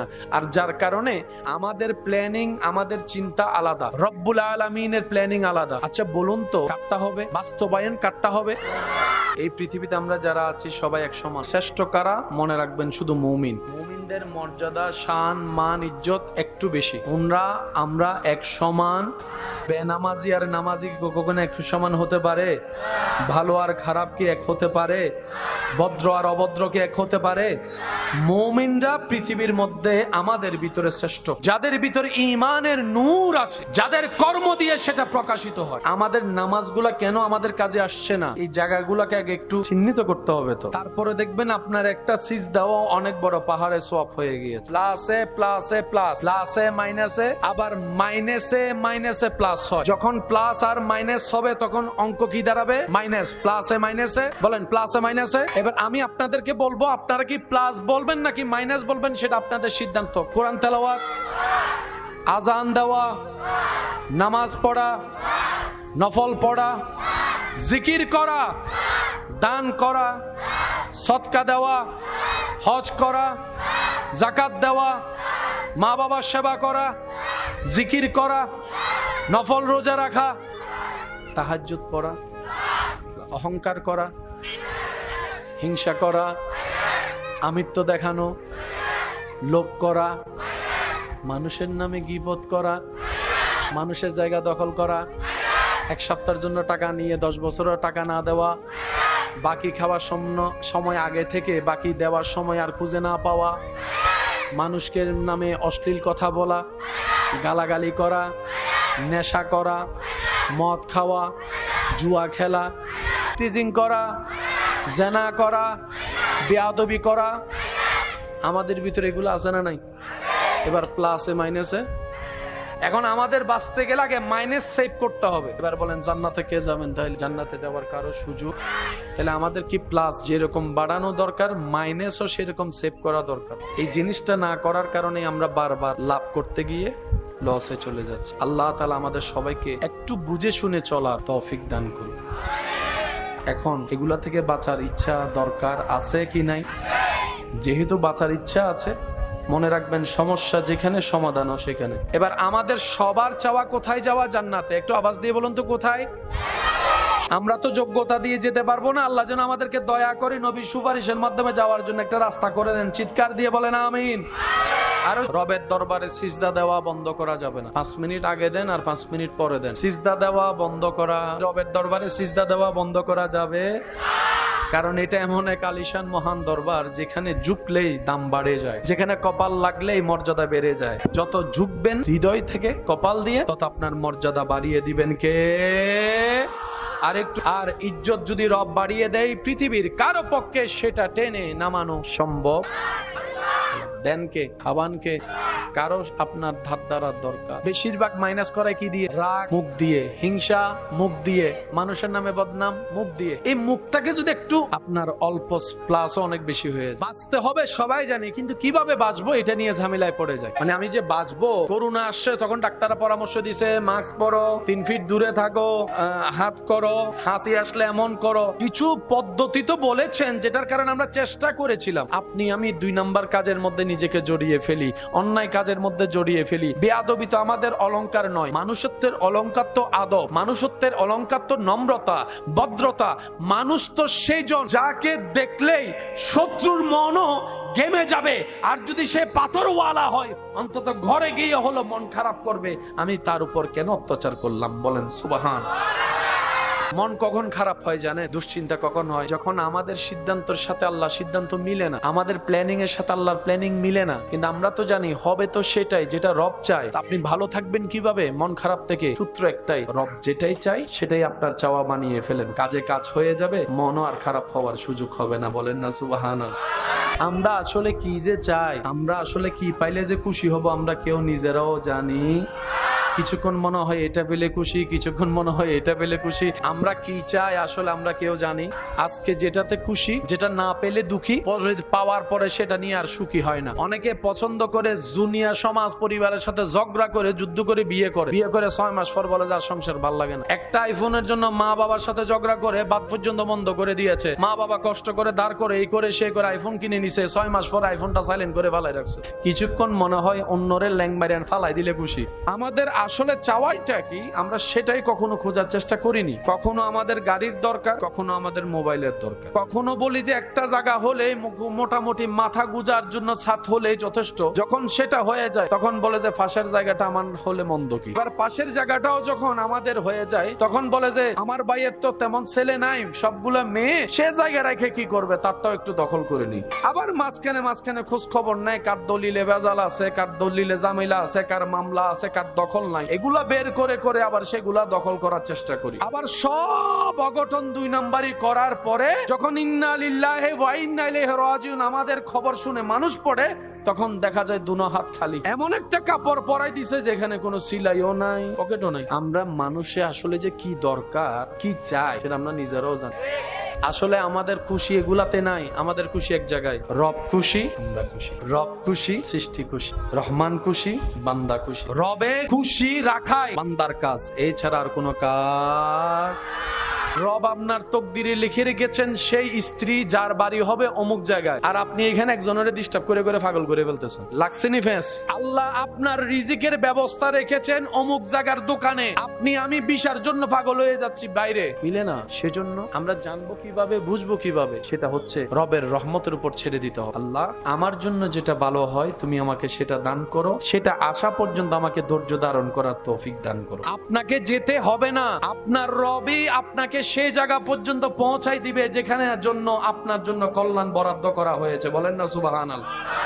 সত্যি করে বলেন, সবাই কি ব্যবসা করে সফল হতে পেরেছে? সবাই কি বিদেশ করে সফল হতে পেরেছে? সবাই কি চাকরি করে সফল হতে পেরেছে? না, আপনার কাজ কোথায় সেটাকে বের করতে হবে, আর সেটা জানে কে? আপনাকে খুঁজতে হবে। যখন আপনার রবের বরাদ্দটা আপনার সাথে খুঁজতে গিয়ে যখন গাঁটে গাঁট পড়বে, আপনার দিল আল্লাহ সেখানে বসাই দিবে। কোন নামাজি মানুষ যদি নামাজের উপর অহংকার করে কোন অন্য মানুষকে নামাজ না পড়ার কারণে অপমান করে, আল্লাহ তাআলা সেই নামাজের নামাজও ক্যান্সেল করে দিবে। রব বলে আমার বান্দা নামাজ পড়লো কি পড়লো না হিসাব আমি এনা নিব। আমার কোন বান্দা ভালো করলো না খারাপ করলো, মিসকালা যাররা হিসাবটা আমি আহকামুল হাকিমিন এনা নিব। তুই কেন নিতে গেলি? তুই কেন জিজ্ঞেস করতে গেলি? তুই কেন অপমান করতে গেলি? আমি রব সেটা পছন্দ করি না। কোন নামাজিও যদি কোন অপরাধী মানুষকে অহংকার করে, হিংসা করে, ছোট করায়, অপমান করে, আল্লাহ সেই ইবাদতের ইবাদত পর্যন্ত ক্যান্সেল করে দেয়। কারণ আল্লাহ পাক বলে কোন বান্দা কোন বান্দাকে কষ্ট দেওয়ার জন্য পাঠাই নেই। কারণ পৃথিবীতে কারো মালিকানা আমি দিই নাই। আমি আল্লাহ সবাইকে মেহমান বানিয়ে পাঠিয়েছি। গোলাম বনে আসো, হাসরের রাজত্ব আমি আল্লাহ তোমাকে দান করব, ইজ্জত দান করব। সুবহানাল্লাহ। আল্লাহ তার জিহ্বা তো শত্রু, দুজনকে এক জায়গায় রাখলেন কেন? রব বলে যে আমি বুঝে শুনে রেখেছি। আল্লাহ পাক বলে তোমার এতগুলা কঠিন শক্ত দাঁতের ভিতর থেকে তুমি যে রকম 24টা ঘন্টা কথা বলার ক্ষেত্রে নরম জিহ্বাকে সেভ করে রেখে কথা বলো, গোস্ত খাও, খাবার খাও, তুমিও কথা বলার সময় সেভাবে কথা বলিও যেন তোমার জিহ্বার কথার আঘাত দিয়ে আমার কোনো বান্দার অন্তরে আঘাত না লাগে। তোমার জিহ্বাটা যেন আমার কোনো বান্দার বেইজ্জতের কারণ না হয়। তোমার জিহ্বাটা যেন আমার বান্দার কোন গোপন খবরের প্রকাশকারী না হয়। মনে রাখবা, কে কি রকম সেটা আমি আল্লাহ জানি। কাকে কি করা দরকার বিচার আমি করব। বিচারের দায়িত্ব আমি আল্লাহ কোনো বান্দাকে দিই নাই, কোনো বান্দাকে দিই নাই। যখন তোমার অন্যজনের দোষ অন্বেষণ করার জন্য মন চাইবে, তখন আয়নায় নিজের চেহারার দিকে তাকিয়ে বলবা পৃথিবীতে আমার মতো পাপী আর কেউ নেই। দেখবা তোমার আর অন্যের বদনাম করতে ইচ্ছা করবে না। বলেন না সুবহানাল্লাহ। আত্মমর্যাদা, আত্মসম্মান আর অহংকার এক জিনিস নয়। ইসলাম বলে আত্মসম্মানও থাকতে হবে, অহংকারও করা যাবে না। ও ইসলাম, দুইটাকে সমন্বয় আমি কিভাবে করব? বলে যে তুমি অহংকার কখন করবা? যখন তোমার মনে হবে এগুলা আমার, এগুলা আমার, এগুলা আমার, তখন তোমার নিজের ভিতর অহংকার আসবে। তাই তুমি একটা কাজ করবা, যখনই তোমার কেউ প্রশংসা করবে তখনই তুমি বলবা আমি ছোট মানুষ, আমার কিচ্ছু নেই, সব আমার রব দান করেছেন, আমার রব আমাকে ভিক্ষা দিয়েছেন, আমার রব আমাকে ভিক্ষা দিয়েছেন। আমি মালিক হওয়ার যোগ্য নই, কিন্তু রব দয়া করে আমাকে মালিকের চেয়ারে বসিয়েছেন, কিন্তু এটা আমার নয়, আমার রবের দান। তাহলে আপনি যখন আলহামদুলিল্লাহ বলা অভ্যাস করবেন, অহংকার অন্তরে জায়গা পাবে না। আবার অন্যদিকে আল্লাহর আরেকটা নিয়ামত আপনার জন্য বরাদ্দ হয়ে যাবে, লা ইন শাকারতুম লা আযীদান্নাকুম। অল্প পেয়ে শুকরিয়া যে করবে, আমি আল্লাহ ওয়াদা করলাম তার কল্পনার চাইতে তাকে আরো বাড়াই দিব, বাড়াই দিব, বাড়াই দিব। আমরা জান্নাতে যাওয়ার জন্য নামাজ পড়লাম 5 ওয়াক্ত, কিন্তু কোনো না কোনো জায়গায় না কোনো ভাবে অন্যের নামে গীবত করে, বদনাম করে সেই 5 ওয়াক্ত নামাজ শেষ করে দিয়েছি। ওয়াইলুল লিকুল্লি হুমাজাতিল লুমাজা। আমরা বুঝতে পারি নাই আমরা জান্নাতে যাওয়ার জন্য হজ করে আসলাম, হজটা জমাইলাম জান্নাতে যাওয়ার জন্য, দাড়ি পাল্লায় সেই সওয়াবটা তুলে দেওয়ার জন্য। হাসরে গিয়ে দেখলাম হজের কোনো অস্তিত্বই নেই, সওয়াবের কোনো অস্তিত্ব খুঁজে পেলাম না। ফেরেশতাকে জিজ্ঞেস করলাম আমার এই হজটা গেল কই? আমার তো মনে আছে আমি হজ করেছি, আমি তাওয়াফ করেছি, আমার সাফা মারওয়া সাই করেছি, আমি আরাফাতে ছিলাম, মিনায় ছিলাম, মুজদালিফায় ছিলাম। ফেরেশতা বলে তুমি করেছো ঠিকই, কিন্তু সওয়াবটা তুমি জমাই রাখে ধরে রাখতে পারোনি। আমি বললাম কিভাবে পারিনি? তখন ফেরেশতা বলে তুমি অন্যের জায়গা দখল করে সেটা নষ্ট করে দিয়েছো, অন্যের নামে বদনাম করে সেটা নষ্ট করে দিয়েছো, অন্যের নামে পিন লাগাই তুমি নষ্ট করে দিয়েছো। এদিকে প্লাস দিলাম, ওদিকে মাইনাস করলাম। টোটাল হিসাব। আপনি কখনো একবার ভেবে দেখেছেন আপনার থেকে জন্ম নেওয়া ছেলে মেয়ে যে আপনার কথা শুনে না? বাহিরের মানুষ শুনে না, মনকে বুঝ দিলাম সে তো বাহিরের সাথে আমাদের মিলে না, বুঝলাম সে আমাদের কেউই না। তাহলে প্রশ্ন তো থেকে যায়, ঘরের গুলার সাথেও তো মিলে না, অন্য রক্তের সাথেও আমাদের মিলে না, মানলাম অন্য রক্তের মানুষ, নিজের রক্তের সাথেও তো এক টেবিলে বসে ভাত খাইতে পারি না। একই রক্তের 10টা পরিবার, তাদের সাথে মিলে না, বুঝলাম নিজের ঘরের মানুষের সাথেও তো মিলে না, বউয়ের সাথেও মিলে না, জামাইয়ের সাথেও মিলে না, স্বামীও মিলে না, স্ত্রীও মিলে না, ছেলেও মিলে না, মেয়েও মিলে না। মিলটা কোথায়? সংসার আমরাও করছি, আল্লাহ ওয়ালারাও সংসার করেছেন, করছেন। আমরা যেটাই ব্যর্থ, ওনারা সেটাই এমন সাকসেস হয়েছেন। আল্লাহ ওয়ালা নিজের পরিবারকে রেখে দিনের রাস্তায় বের হয়েছেন, অনেক মাস পরে আসার পরও দেখে ওনার স্ত্রী পরিবার যেভাবে রেখে গিয়েছেন সেভাবে নিরাপদে আছে। বলেন সুবহানাল্লাহ। রব বলে আমার বান্দা গুনাহ তো করেছে, ইচ্ছাই অনিচ্ছাই শয়তানের পাল্লায় পড়ে, অনেক সময় বন্ধুর পাল্লায় পড়ে, অনেক সময় দুনিয়ার ফ্যাশনের পাল্লায় পড়ে করেছে অনেক গুনাহ। 35-40 বছর তো পার হয়েছে, হঠাৎ করে একদিন রাতের বেলা তার ঘুম আসছে না, সে তাকিয়ে আছে, ঘুম আসছে না। এভাবে রাত গভীর হতে হতে তার কেমন জানি অনুভব হলো, আমি তো আমার রবের নিয়ামত খেয়ে রবের সাথে বেঈমানি অনেক করেছি, আমি তো রবের জমিনে থেকে রবের নাফরমানি অনেক করেছি। এইভাবে অনুশোচনা করতে আছে। আবার মন্তর থেকে হঠাৎ করে আমি রবকে একবার রহমান বলে ডাক দিয়েছে, একবার রহিম বলে ডাক দিয়েছে। ওই দিন ওর রুমের মধ্যে অনেকে ছিল, সবাই ঘুমন্ত ছিল, কিন্তু আমার বান্দাটা এই নির্গুম অবস্থায় রাত পার করতে করতে হঠাৎ করে সে বিছানা থেকে উঠে অজুটা করে যাই নামাজে দাঁড়িয়ে আমি রবের দরবারে নামাজের মাধ্যমে সিজদায় মাথা ঝুঁকাই দিল। দেওয়ার পরে সে অজর দরায় কান্না করতে করতে আমাকে ডাকতেই লাগলো। রহমান বলে ডাকে, রহিম বলে ডাকে, গফফার বলে ডাকে, সত্তার বলে ডাকে, খালিক বলে ডাকে, মালিক বলে ডাকে। এক পর্যায়ে আমার বান্দা বলে আল্লাহ গো, তুমি ছাড়া তো আমাকে দয়া করনেওয়ালা কেউ নাই, তুমি ছাড়া তো মাফ করনেওয়ালা কেউ নাই। আল্লাহ যেই গুনাহ করেছি, এই গুনাহ নিয়ে আল্লাহ আমি নিজের কাছে নিজে শর্মিন্দা হয়ে আছি। আমার গুনাহ যদি আমার স্ত্রী জানে আমার সাথে সম্পর্ক রাখবে না, আমার গুনাহ যদি আমার সন্তান জানে আমার সাথে সম্পর্ক রাখবে না। আল্লাহ তুমি জানার পরও চুপ করে আছো, কাউকে জানতে দাও নাই। কত দয়াবান তুমি, কত সত্তার। বান্দা বলতে আছে আমার তার ডাকটা শুনতে ভালো লাগছে। সুবহান। আমার বান্দার প্রত্যেকটা ডাক আমার শুনতে ভালো লাগছে, তার কান্নাটা ভালো লাগছে, তার বলাটা এত সুন্দর চমৎকার ছিল, মন থেকে ডাকটা এত প্রিয় ছিল। আমি আল্লাহ তার ওই দিনের ওই ডাকের কারণে খুশি হয়ে আমি কাদেরে কাদির, সমস্ত কিছুর মালিক, তার সারা জীবনের গুনাহ মাফ করে দিয়েছে। ইয়া রাসূলুল্লাহ, আমরা যদি আমাদেরকে মেরে ফেলি এটা তো আত্মহত্যা হয়ে যাবে। রসুল বলে, উম্মত রে, তোমাদেরকে সেই মরার কথা আমি বলি নাই তো ইয়া রাসূলুল্লাহ, কি মরবো, কেমনে মরবো, কিভাবে মারবো সেটা তো বলে দেন। নবী বলে, আল্লাহর অপছন্দনীয় যত অভ্যাস তোমার হৃদয়ে লালন করছে, তোমার অন্তরে ধারণে আছে, তোমার অভ্যাসের সাথে সম্পৃক্ত আছে, ওই অভ্যাসগুলাকে তুমি মেরে ফেলো। তোমার অভ্যাসগুলাকে মেরে ফেলো, খারাপ অভ্যাসকে মেরে ফেলো, তোমার অহংকারকে তুমি মেরে ফেলো। সুবহানাল্লাহ। তোমার হিংসাকে তুমি মেরে ফেলো, তোমার লোভকে তুমি মেরে ফেলো, তোমার রাগকে তুমি মেরে ফেলো, তোমার ক্রোধকে তুমি মেরে ফেলো, তোমার জুলুমকে তুমি মেরে ফেলো, তোমার হিংসাকে তুমি মেরে ফেলো, তোমার আমিত্বকে তুমি মেরে ফেলো। এক কথায়, মরার আগে মরে যাও। মৃত মানুষ যেরকম অহংকার করতে পারে না, তুমিও জীবন যাপন এমন ভাবে করো তোমার নিঃশ্বাস চলবে কিন্তু তোমার ভিতরের অহংকার মরে যাবে, হিংসা মরে যাবে। ইয়া রাসূলুল্লাহ, তাহলে ফায়দা কি হবে?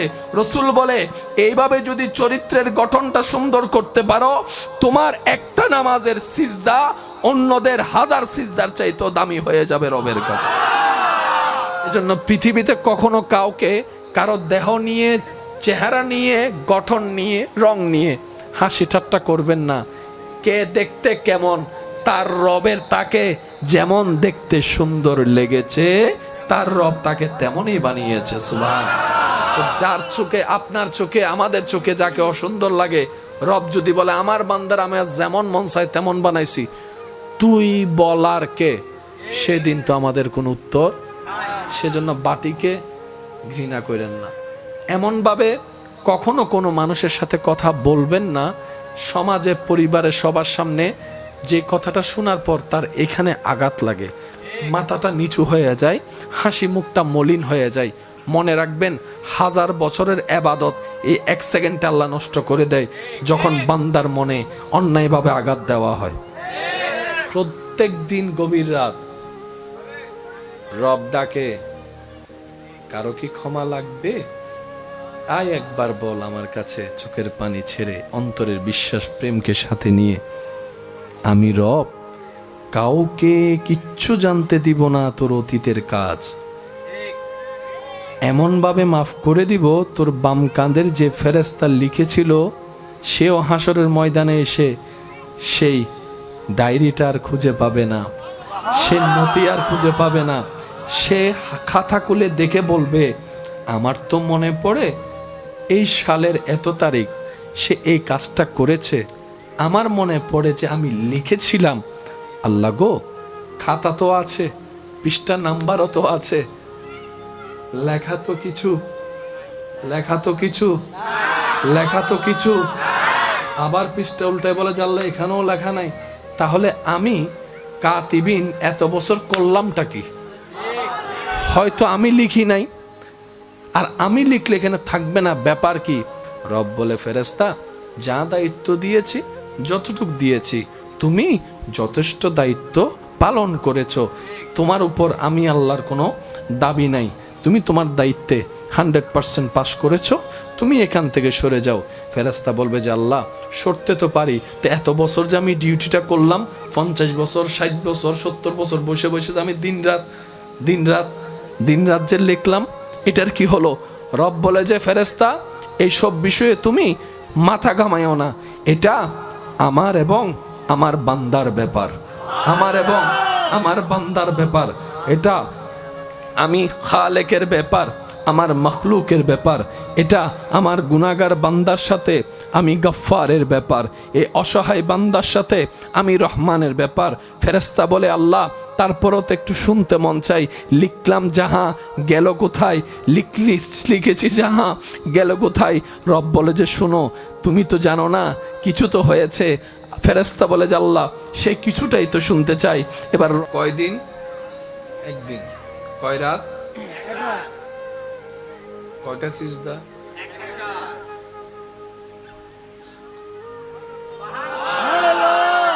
এই স্পেশাল সুযোগ পৃথিবীর বুকে, মাটির উপরে, আসমানের নিচে একমাত্র নবী রহমাতুল লিল আলামিনের উম্মতরাই পেয়েছে। এই সুযোগ অতীতে আর কেউ বলে না, এই সুযোগ অতীতে আর কেউ, ওনারা 3 বার ওয়ার্নিং পেয়েছে, 1 বার 2 বার 3 বার ওয়ার্নিং মানে নাই। আল্লাহর পক্ষ থেকে কি এসেছে? আযাব। আল্লাহর পক্ষ থেকে কি এসেছে? আর আযাব এসে সবকিছু, কিন্তু আমাদের বেলায় আযাব আসে না, রহমত আসে। আরো জোরে, আমাদের জন্য আল্লাহর পক্ষ থেকে কি আসে? হাজার গুনাহ করার পরেও বলে যে রাতের বেলা বান্দা মাপছা, আমি মাফ করব, কাউরে জানতে দিব না, কাউরে জানতে দিব না, কাউরে বুঝতে। বান্দা সুখী যদি হতে চাও, সহজ করে দিলাম সুখটা। আল্লাহ কিভাবে? রব বলে যে যাই পাও, যতটুকুই পাও, যেভাবে পাও, হাসি মুখে আলহামদুলিল্লাহ বলতে থাকো, সুখের ব্যবস্থা আমি রব করেই দিব। যদি তোমার 2টা রুম থাকে, তুমি সেখানে বলো আলহামদুলিল্লাহ, কারণ সুখটা এসির বাতাস দিয়ে আসে না, আমি রবের রহমতের নজর দিয়ে আসে। কখনো যদি মন খারাপ হয়, প্র্যাকটিক্যালি করে দেখতে পারেন।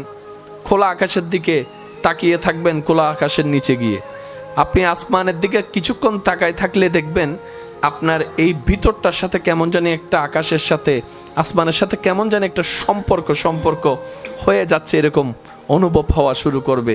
এটা গভীরতা যখন যাবে, তখন দেখবেন আপনার মন আল্লাহর সাথে কথা বলা শুরু করে দিয়েছে। প্রত্যেকটা মানুষই নিজের জীবনে সুন্দরভাবে বাঁচার জন্য মাথার উপর একটা ছাদ খুঁজে। যার ছাদ আছে, ছাদ অনুযায়ী এক একজনের ভাব এক এক রকম। কিন্তু একটু ঠান্ডা মাথায় চিন্তা করলে দেখা যায় আমাদের রব আমাদের সবার জন্য একটা বিশাল ছাদের ব্যবস্থা করে দিয়েছেন।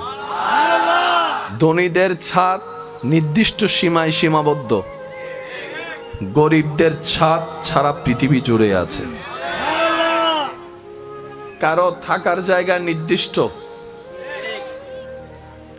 আর যারা গরিব অসহায় আমাদের মতো, যেখানে রাত সেখানে গাইত।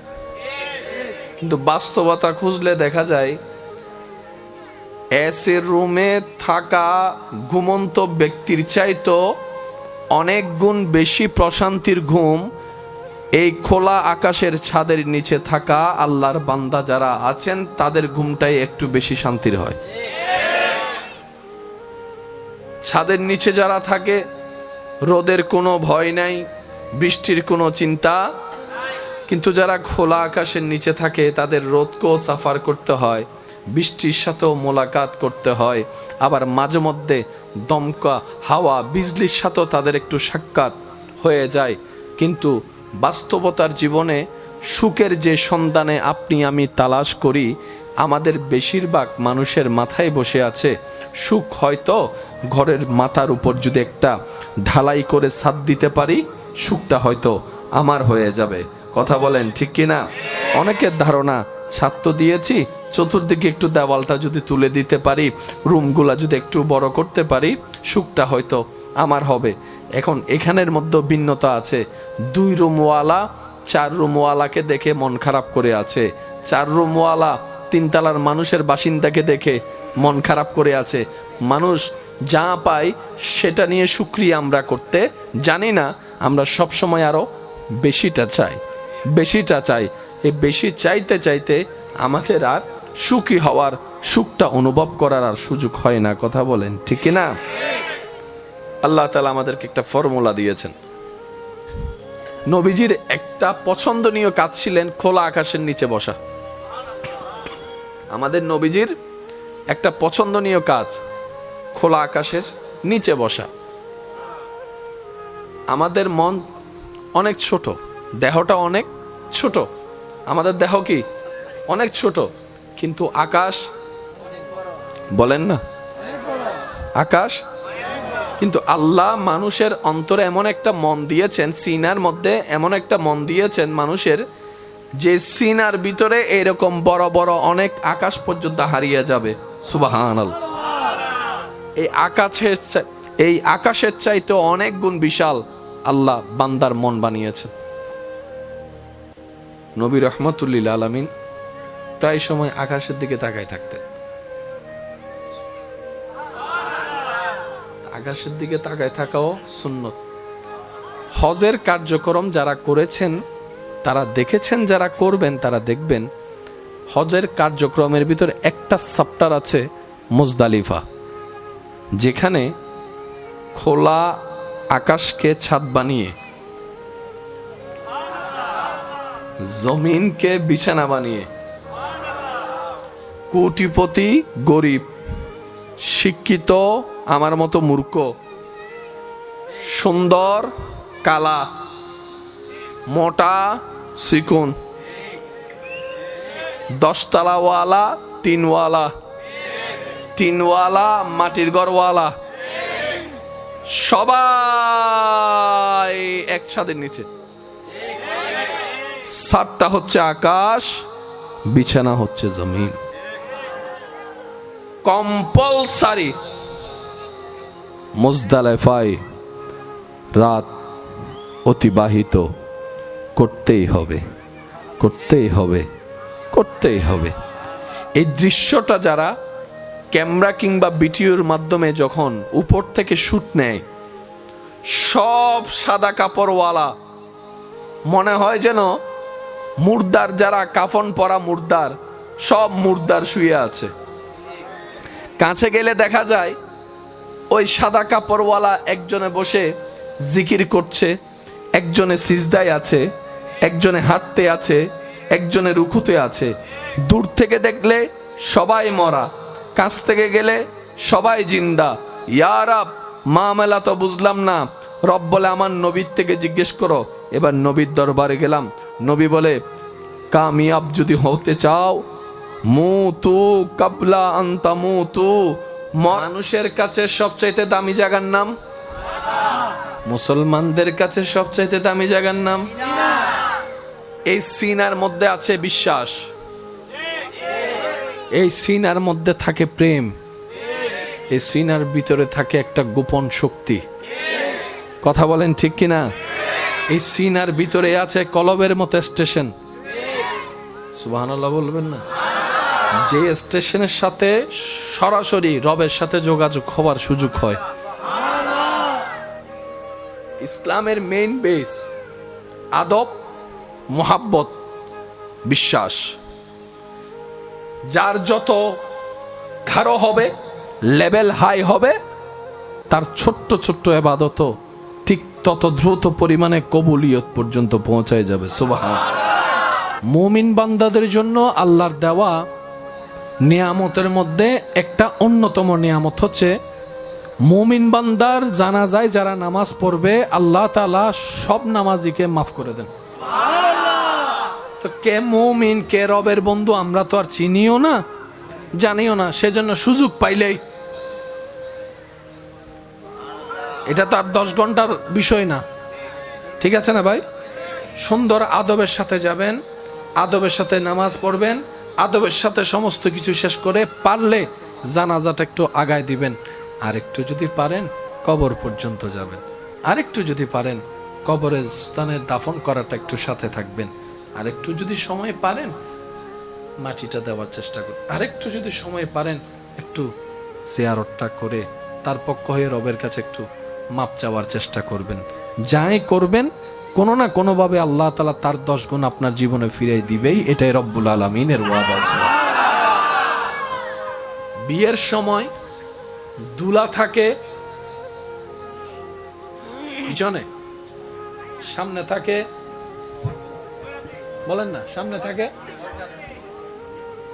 সাময়িক বিয়ার অনুষ্ঠানে বর থাকে পিছনে, মানুষ থাকে, আর চিরবিদায় বেলায় লাশ থাকে, সবাই থাকে। দুনিয়ার সেই অনুষ্ঠানে যেই দিন যার বিয়ে হয় সেদিনের জন্য চিফ গেস্ট হচ্ছেন উনি।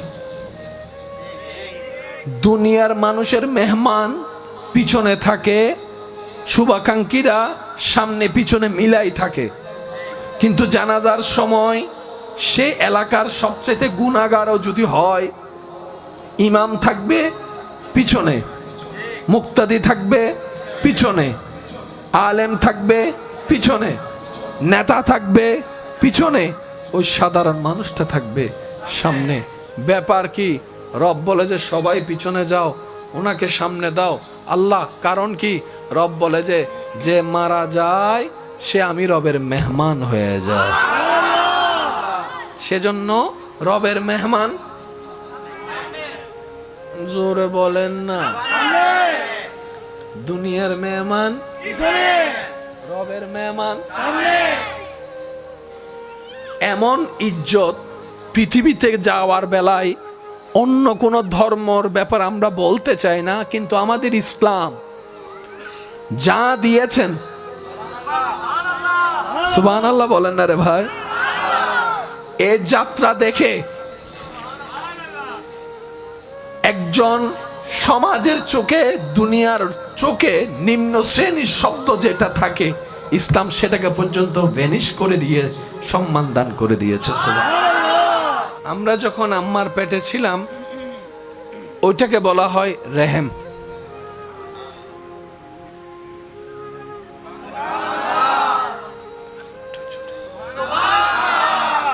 এমনে হচ্ছে বাতান, কিন্তু আমরা যখন ছিলাম, বলেন বলেন, রাহামিম মূল মাদ্দা। হায় হায় হায়, রবের নাম রহমান,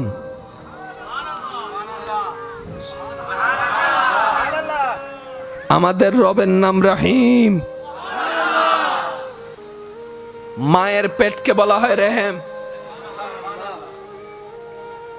আমি সবার একটু মনোযোগ চাইবো, গলা এবং আওয়াজ কথা বলতে না পারে, কারণ অনেক সময় শব্দ 19-20 হতেই পারে। মনোযোগ আছে? কেউ কাউকে ব্যথা দিলে ভালোবাসে নাকি ঘৃণা করে? কেউ কাউকে কষ্ট দিলে ভালোবাসে না ঘৃণা করে? কেউ যদি কাউকে ঘুমাতে না দেয়,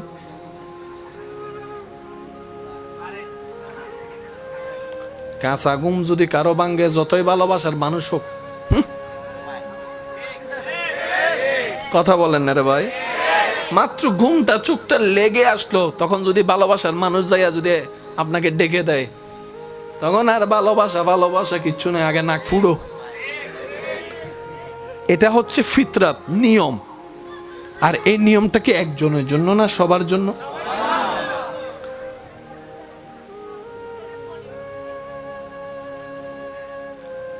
আপনি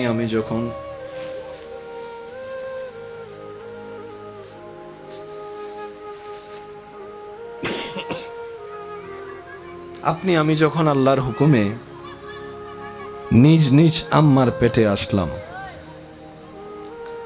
সে আসার লক্ষণ প্রকাশে আমার আম্মা, আপনার আম্মা বমি বমি ভাব অনুভব করতে লাগলো। আর আপনারা জানেন, বমি হয়ে গেলে একরকম শান্তি লাগে, যদি বমি না হয় বমি বমি ভাব লাগে। এটার মতো বিরক্তকর সময় আর কিছু হতে পারে না। কিন্তু আমার আপনার পেটে আসার সেই বমির লক্ষণটা সেই দিন আমাদের মায়ের চেহারা মলিন করার চাইতেও বেশি মুখে হাসিটা এনে দিয়েছিল, মুখে হাসিটা এনে দিয়েছিল। আমার মা, আপনার মা, আমাদের পেটে আপনাকে আমাকে, আমার মা আপনার মা পেটের মধ্যে আপনি আমি যাওয়ার পর যখন কনসিভ হলাম, ভালো ভালো খাবারের ঘ্রাণ মায়ের বমি নিয়ে আসছে, কিন্তু মা বিরক্ত হচ্ছে না। মা কেমন জানি মন ভিতর থেকে আনন্দ অনুভব করতে লাগলো। সুবহানাল্লাহ। ইমানদার ভাই, একটু মনের কানটা দিয়ে শোনার চেষ্টা করেন। আপনি আমি যখন রবের হুকুমে ধীরে ধীরে বড় হতে লাগলাম, রব্বুল আলামিন আমাদেরকে ভিতরে যখন গঠন দিতে লাগলো, যেভাবে রব চেয়েছেন সেভাবেই আপনি আমি হয়েছি। গঠন যখন বড় হতে লাগলো, আস্তে আস্তে আমাদের মায়ের পেট স্বাভাবিকের চাইতে একটু বড় হওয়া শুরু করলো। এবার হাঁটতে কষ্ট, বসতে কষ্ট, ওয়াশরুমে যাওয়াটা কষ্ট। সেজন্য মনে রাখবেন, যাদের সন্তান পেটে আছেন ওনাদের সবচেয়ে বড় সাপোর্টার হচ্ছে স্বামী।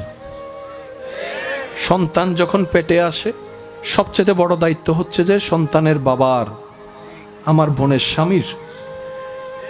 স্বামী যখন ওই স্ত্রীর সেই মুহূর্তে পাশে থাকে তখন হাজার ওষুধের চাইতে বড় কাজ হয়ে যায় স্বামীর পাশে থাকা। সুবহান। এই শরীর নিয়ে মুভমেন্ট করাটা কি কষ্ট একজন মা ভালো জানে। এটা আমরা পুরুষ জাতি দেখতে পারবো, অনুভব করতে কখনো বরাবর পারবো না।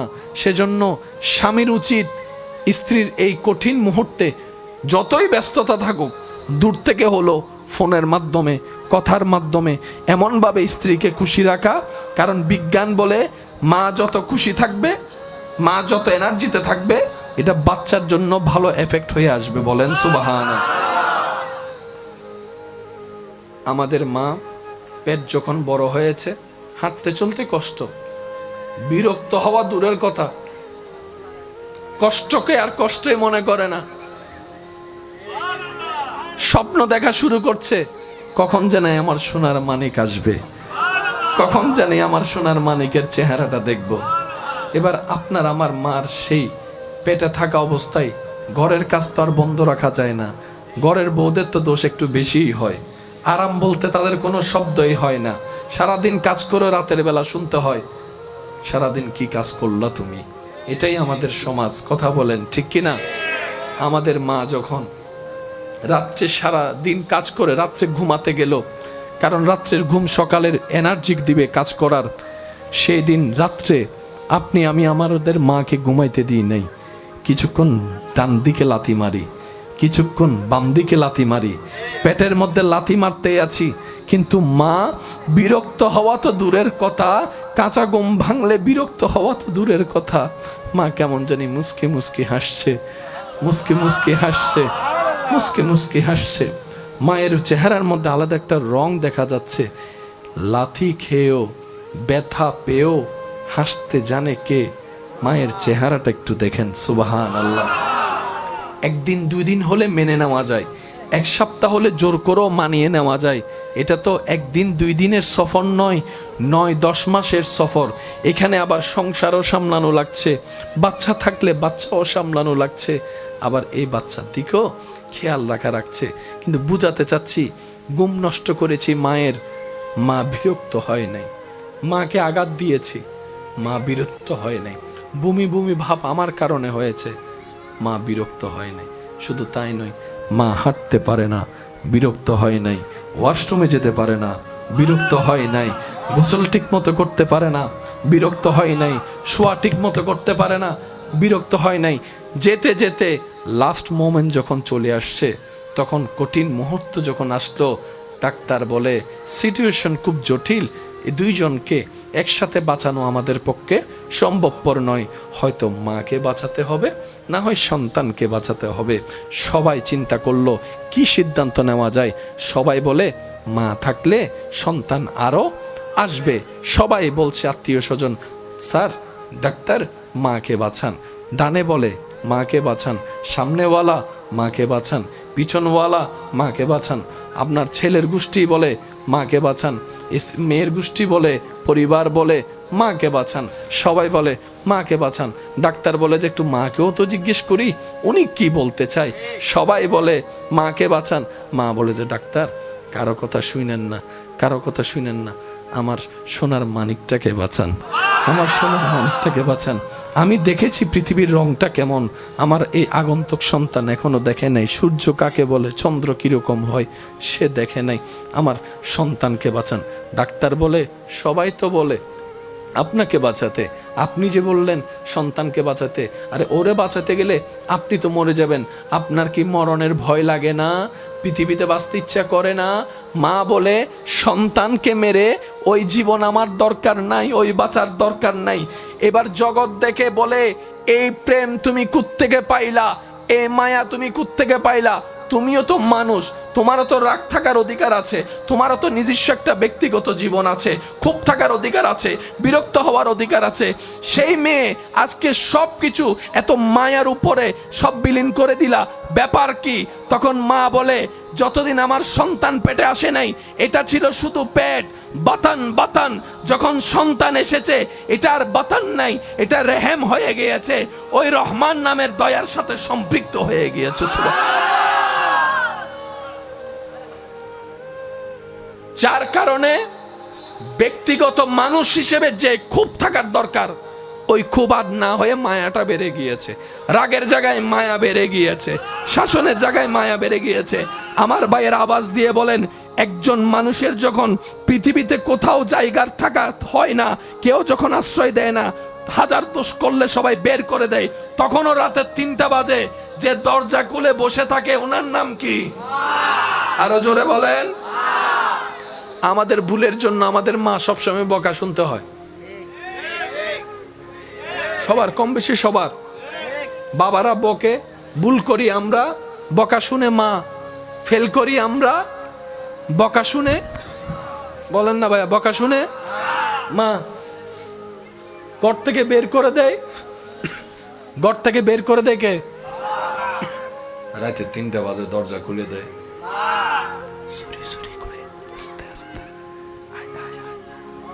শুধু দরজা খুলে না, সিটের তলে ভাতও রাখে। তো মার ভালোবাসা যখন সন্তান বুঝতে পারছে, ইয়া রব, এটা তো অকল্পনীয় ভালোবাসা। এবার রব বলে, বান্দা, তোর মায়ের চাইতে 1000 গুণ বেশি আমি রব তোকে ভালোবাসি। এবার বুঝতে পেরেছিস বান্দা, কেন আমি বলেছি ইন্নাল্লাহা ইয়াগফিরুয যুনুবা জামিয়া, তওবা করবি একবার, মাফ করে দিব 1000 বছরের গুনাহ, 1000 বছরের গুনাহ, 1000 বছরের গুনাহ। তোর মা তোকে পেটে ধারণ করেছে, আমি আল্লাহ তোকে সৃষ্টি করেছি, সৃষ্টি করেছি, সৃষ্টি করেছি। তোর মা তোর মুখে শুধু দুধের বুটটা তুলে দিয়েছে, তোর মায়ের বুকের স্তনে দুধের ব্যবস্থা আমি আল্লাহ কুদরতি ভাবে ব্যবস্থা করে দিয়েছি। তোর বাবা তোর জন্য বাজার করে খাবারটা আনে, সে বাজারটা তোকে খাবার দেওয়ার জন্য আমি কৃষককে 3 মাস আগেই মাঠে নামিয়ে দিয়েছি। সুবহানাল্লাহ। তুই খাবারটা যে খাস, মুখে দিয়ে যে গিলস, হজমের ব্যবস্থাটা তা আমি আল্লাহ করে দিয়েছি। সুবহান। রব বলে যে আমি সবচাইতে বেশি আমার নবীর উম্মতদেরকে ভালোবাসি। যারা নবীর উম্মত তারা আওয়াজ দিয়ে বলেন সুবহানাল্লাহ। আর একটু জোরে বলেন। হাজার হাজার দামি সার্টিফিকেট বিলীন হয়ে যায় একটা সার্টিফিকেটের সামনে, এটা হচ্ছে উম্মতে মুহাম্মাদি। এই সার্টিফিকেটটা হচ্ছে ডাক্তার, ইঞ্জিনিয়ার, হুজুর, এগুলো হচ্ছে এখানে। এগুলা অর্জনে কষ্ট, সময়, পরিশ্রম, টাকা অনেক কিছু লাগে। আর এটা আপনি আমি ফ্রি ফ্রি পেয়ে গেছি, সেজন্যই হয়তো আমরা মূল্যায়ন করার মতো করতে, কারণ ফ্রি জিনিসের, বলে না, ফ্রি জিনিসের। আপনার এলাকায় যদি এখন কোন একজন ডাক্তার মানবতার সেবার নিয়ত করে এসে বলে যে রুগী কোথায় আছে আমাকে বলেন, আমার কাছে আসতে হবে না, আমি নিজেই যাব, 2 দিন পরে বলবে যে রুগী টুগি ভাই না মনে হয়, সেই জন্য নিজে নিজে চিকিৎসা করতেছে।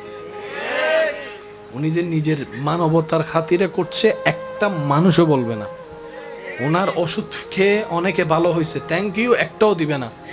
যদি ওষুধ খেয়ে 3 দিনের মধ্যে 4 দিনে ভালো না হয়, কি ওষুধ দিয়েছেন এগুলা, ফিরিও খাইতেছে আবার দমকও মারতেছে, কি ওষুধ দিছেন, আপনার ওষুধ খাওয়ার পরে তো আমার ডায়রিয়া শুরু হয়েছে। আমি কি বুঝাতে পারছি? আমরা বেশিরভাগ মানুষ আল্লাহর নিয়ামত পাই না, তার একমাত্র কারণ, অন্যতম কারণ, আমাদের ভিতর শুকরিয়া বোধ কম, না শুকরিয়া বেশি। এক কথায় প্রশংসা উৎসাহ কম, বদনাম গীবত নামানোর চিন্তা বেশি। আপনার আমার ভিতরে মানুষের কল্যাণ দেখে খুশি হওয়ার চিন্তা ভাবনা কম, হিংসা করার জায়গাটা বেশি, যার কারণে আল্লাহ নিয়ামত পাওয়ার মতো আমরা পাইতেও পারছি না, ধরে রাখতেও পারছি না। কথা বলেন ঠিক কিনা? এটাই আমাদের ধর্ম। আওয়াজ দিয়ে বলুন, সে ধর্মের নাম কি? আরো জোরে বলে। রহম, মনে আছে শব্দটা? এমনা হয় বাতান পেট, সন্দেহ না আসলে রহম হয়ে যাবে, রহমতের ভরপুর হয়। সন্তান যখন পেটে আসে আল্লাহর পক্ষ থেকে ফেরেশতা আসে। শুনি নেন আরো জোরে। আল্লাহর হুকুমে সাজাতে থাকে, ভ্রু দেয়, পাপড়ি দেয়, চোখ দেয়, নাক দেয়, ঠোঁট বসায়, কান বসায়, চুল বসায়, হাত দেয়, আঙ্গুল দেয়। ফেরেশতা সাজাতেই থাকে, বাচ্চা সাজতেই থাকে। এবার বাচ্চা বলে, আমাকে কেমন ভাবে সাজাচ্ছ? চোখটা আমার কেমন দিচ্ছ? নাকটা আমার লম্বা নাকি বোঝা, কোনটা দিচ্ছ? ঠোঁট কি উপরেরটা বড় দিচ্ছ না নিচেরটা বড় দিচ্ছ? ফেরেশতা বলে, চুপ করে বসে থাকো, আমার কাজ আমাকে করতে দাও। তো কিভাবে সাজাচ্ছ? বলে যে তোমার রব তোমাকে দেখতে যেভাবে চাচ্ছে, রবের হুকুমে আমি তোমাকে সেভাবেই সাজাই দিচ্ছি। সেজন্য উনি মাহফিলে থাকার এরাদা করেছিলেন, কিন্তু রবের পক্ষ থেকে যখন ডাক চলে আসে, একটা সেকেন্ডও আর অপেক্ষা করার কোনো সুযোগ।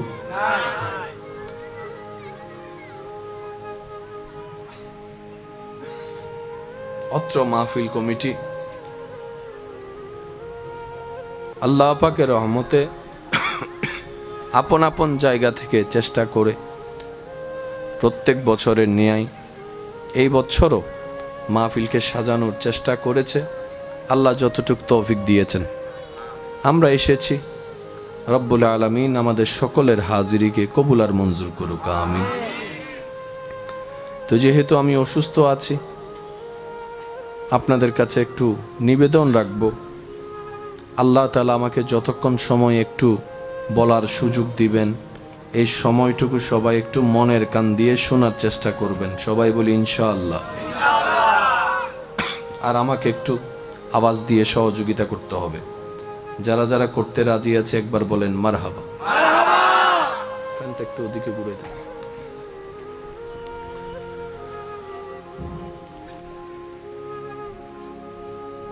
রব বলে, আমার বান্দা গুনাহ তো করেছে ইচ্ছাই অনিচ্ছাই, শয়তানের পাল্লায় পড়ে, অনেক সময় বন্ধুর পাল্লায় পড়ে, অনেক সময় দুনিয়ার ফ্যাশনের পাল্লায় পড়ে, করেছে অনেক গুনাহ। 35-40 বছর তো পার হয়েছে। হঠাৎ করে একদিন রাতের বেলা তার ঘুম আসছে না, সে তাকিয়ে আছে, ঘুম আসছে না। এভাবে রাত গভীর হতে হতে তার কেমন জানি অনুভব হলো, আমি তো আমার রবের নিয়ামত খেয়ে রবের সাথে বেঈমানি অনেক করেছি, আমি তো রবের জমিনে থেকে রবের নাফরমানি অনেক করেছি। এইভাবে অনুশোচনা করতে আছে। আবার মন্তর থেকে হঠাৎ করে আমি রবকে একবার রহমান বলে ডাক দিয়েছে, একবার রহিম বলে ডাক দিয়েছে। ওই দিন ওর রুমের মধ্যে অনেকে ছিল, সবাই ঘুমন্ত ছিল, কিন্তু আমার বান্দাটা এই নির্গুম অবস্থায় রাত পার করতে করতে হঠাৎ করে সে বিছানা থেকে উঠে অজুটা করে যাই নামাজে দাঁড়িয়ে আমি রবের দরবারে নামাজের মাধ্যমে সিজদায় মাথা ঝুঁকাই দিল, সিজদায় মাথা ঝুঁকা দেওয়ার পরে সে অজর দরায় কান্না করতে করতে আমাকে ডাকতেই লাগলো। রহমান বলে ডাকে, রহিম বলে ডাকে, গফফার বলে ডাকে, সত্তার বলে ডাকে, খালিক বলে ডাকে, মালিক বলে ডাকে।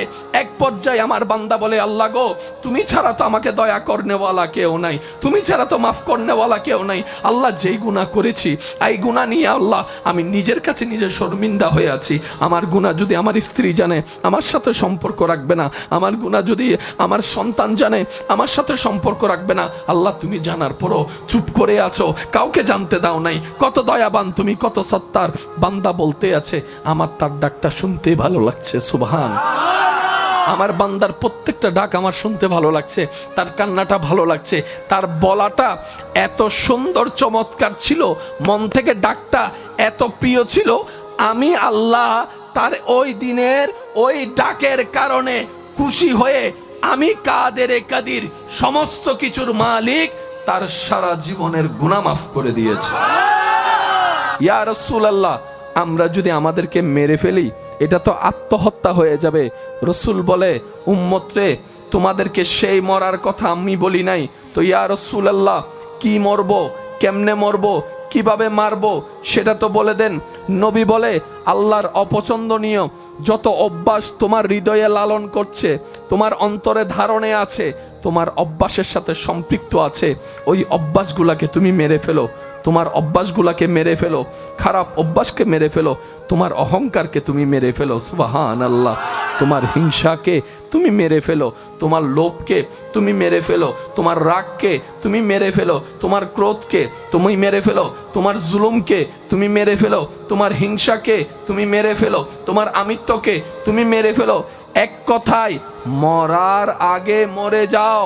মৃত মানুষ যেরকম অহংকার করতে পারে না, তুমিও জীবন যাপন এমন ভাবে করো তোমার নিঃশ্বাস চলবে কিন্তু তোমার ভিতরের অহংকার মরে যাবে, হিংসা মরে যাবে। ইয়া রাসূলুল্লাহ, তাহলে ফায়দা কি হবে?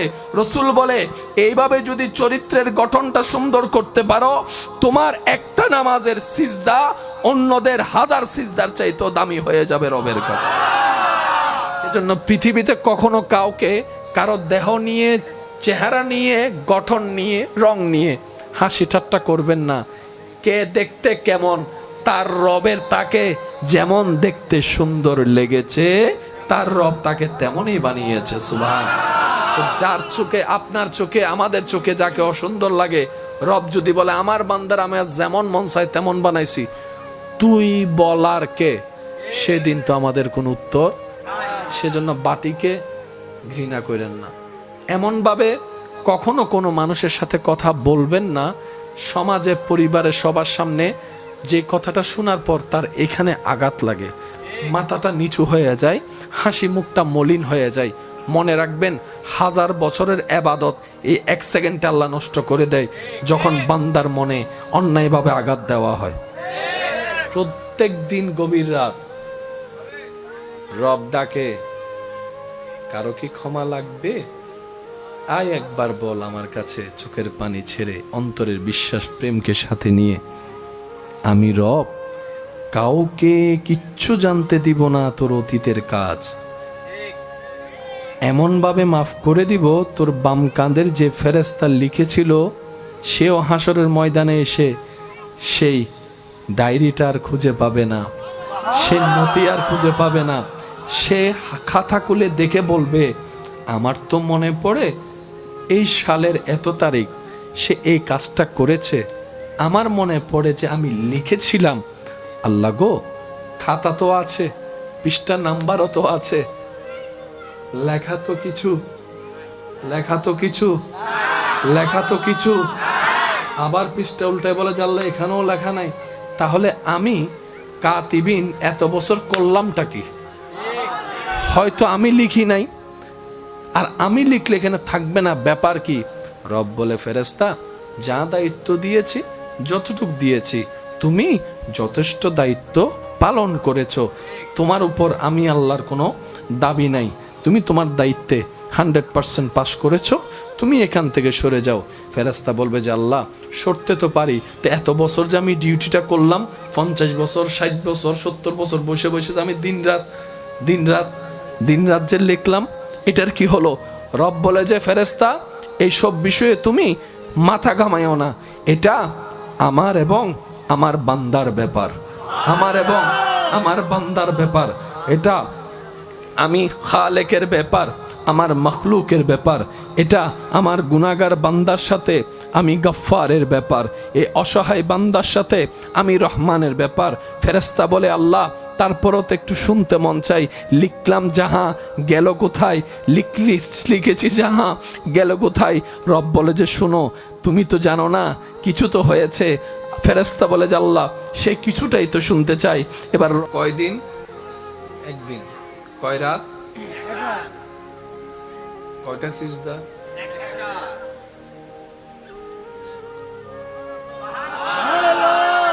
এই স্পেশাল সুযোগ পৃথিবীর বুকে, মাটির উপরে, আসমানের নিচে একমাত্র নবী রহমাতুল্লিল আলামিনের উম্মতরাই পেয়েছে।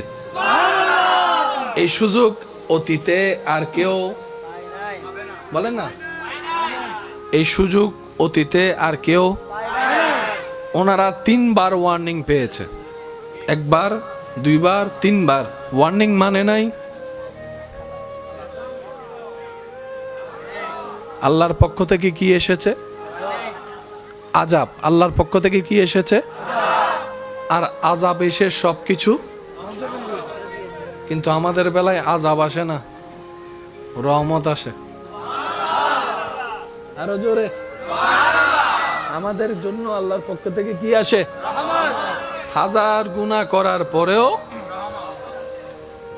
বলে যে রাতের বেলা বান্দা মাফ চা, আমি মাফ করব। কাউরে জানতে দিব না, কাউরে জানতে দিব না, কাউরে বুঝতে। বান্দা সুখী যদি হতে চাও, সহজ করে দিলাম সুখটা। আল্লাহ কিভাবে? রব বলে যে যাই পাও, যতটুকুই পাও, যেভাবে পাও, হাসি মুখে আলহামদুলিল্লাহ বলতে থাকো, সুখের ব্যবস্থা আমি রব করেই দিব। যদি তোমার 2টা রুম থাকে, তুমি সেখানে বলো আলহামদুলিল্লাহ, কারণ সুখটা এসির বাতাস দিয়ে আসে না, আমি রবের রহমতের নজর দিয়ে আসে। কখনো যদি মন খারাপ হয়, প্র্যাকটিক্যালি করে দেখতে পারেন।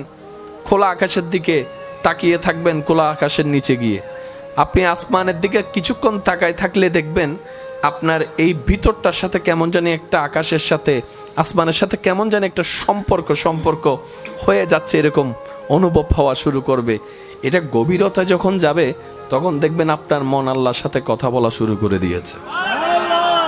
প্রত্যেকটা মানুষই নিজের জীবনে সুন্দরভাবে বাঁচার জন্য মাথার উপর একটা ছাদ খুঁজে। যার ছাদ আছে, ছাদ অনুযায়ী এক একজনের ভাব এক এক রকম। কিন্তু একটু ঠান্ডা মাথায় চিন্তা করলে দেখা যায় আমাদের রব আমাদের সবার জন্য একটা বিশাল ছাদের ব্যবস্থা করে দিয়েছেন। ধনীদের ছাদ নির্দিষ্ট সীমায় সীমাবদ্ধ, গরিবদের ছাদ সারা পৃথিবী জুড়ে আছে। কারো থাকার জায়গা নির্দিষ্ট, আর যারা গরিব অসহায় আমাদের মতো, যেখানে রাত সেখানে গাইত। কিন্তু বাস্তবতা খুঁজলে দেখা যায় এসির রুমে থাকা ঘুমন্ত ব্যক্তির চাইতো অনেক গুণ বেশি প্রশান্তির ঘুম এই খোলা আকাশের ছাদের নিচে থাকা আল্লাহর বান্দা যারা আছেন, তাদের ঘুমটাই একটু বেশি শান্তির হয়। ছাদের নিচে যারা থাকে, রোদের কোনো ভয় নাই, বৃষ্টির কোনো চিন্তা। কিন্তু যারা খোলা আকাশের নিচে থাকে, তাদের রোদকেও সাফার করতে হয়, বৃষ্টির সাথেও মোলাকাত করতে হয়, আবার মাঝে মধ্যে দমকা হাওয়া বিজলির সাথেও তাদের একটু সাক্ষাৎ হয়ে যায়।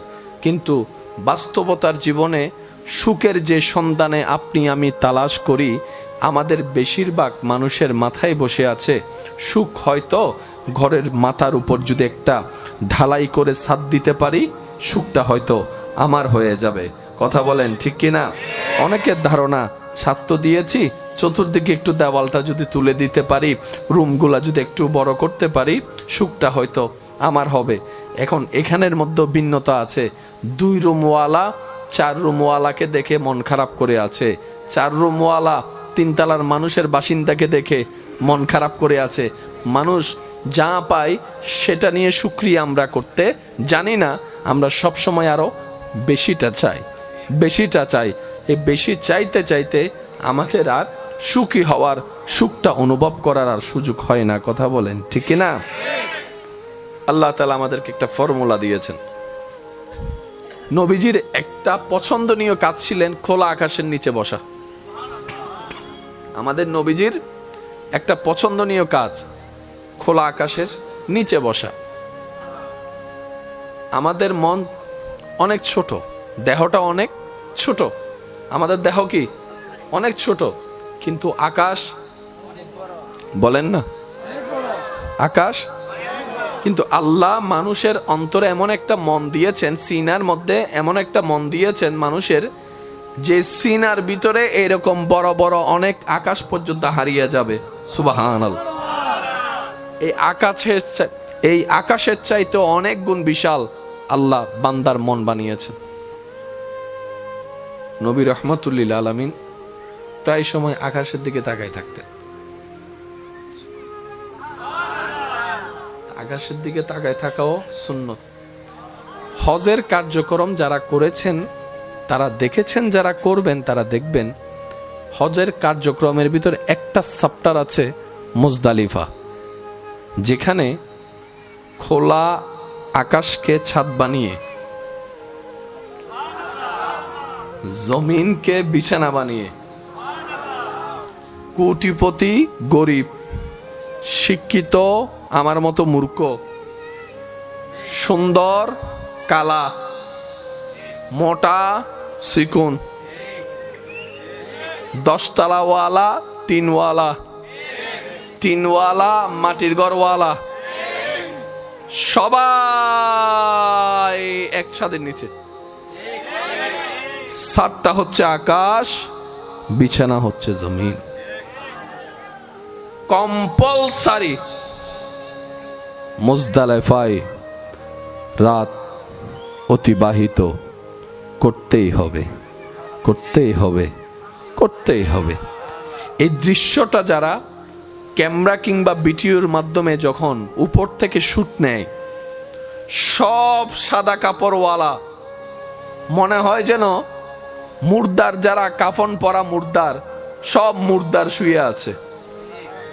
কাছে গেলে দেখা যায় ওই সাদা কাপড়ওয়ালা একজনে বসে জিকির করছে, একজনে সিজদায় আছে, একজনে হাঁটতে আছে, একজনে রুকুতে আছে। দূর থেকে দেখলে সবাই মরা, কাছ থেকে গেলে সবাই জিন্দা। ইয়া রব, মামলা তো বুঝলাম না। রব বলে আমার নবীর থেকে জিজ্ঞেস করো। এবার নবীর দরবারে গেলাম, নবী বলে কামিয়াব যদি হতে চাও, মুতু কাবলা আনতা মুতু।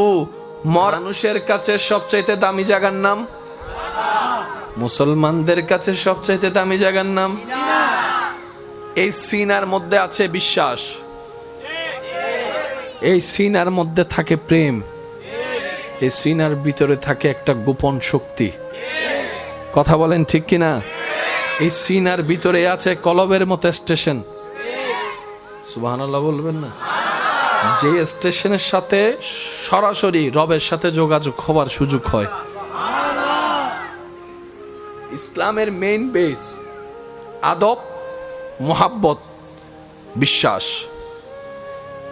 যার যত গাঢ় হবে, লেভেল হাই হবে, তার ছোট্ট ছোট্ট ইবাদত ঠিক তত দ্রুত পরিমাণে কবুলিয়ত পর্যন্ত পৌঁছায় যাবে। সুবহানাল্লাহ। মুমিন বান্দাদের জন্য আল্লাহর দেওয়া নিয়ামতের মধ্যে একটা অন্যতম নিয়ামত হচ্ছে, মুমিন বান্দার জানাজায় যারা নামাজ পড়বে, আল্লাহ তাআলা সব নামাজিকে মাফ করে দেন।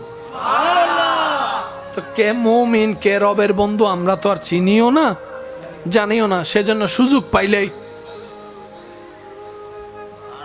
এটা তো আর 10 ঘন্টার বিষয় না, ঠিক আছে না ভাই? সুন্দর আদবের সাথে যাবেন, আদবের সাথে নামাজ পড়বেন, আদবের সাথে সমস্ত কিছু শেষ করে পারলে জানাজাটা একটু আগায় দিবেন।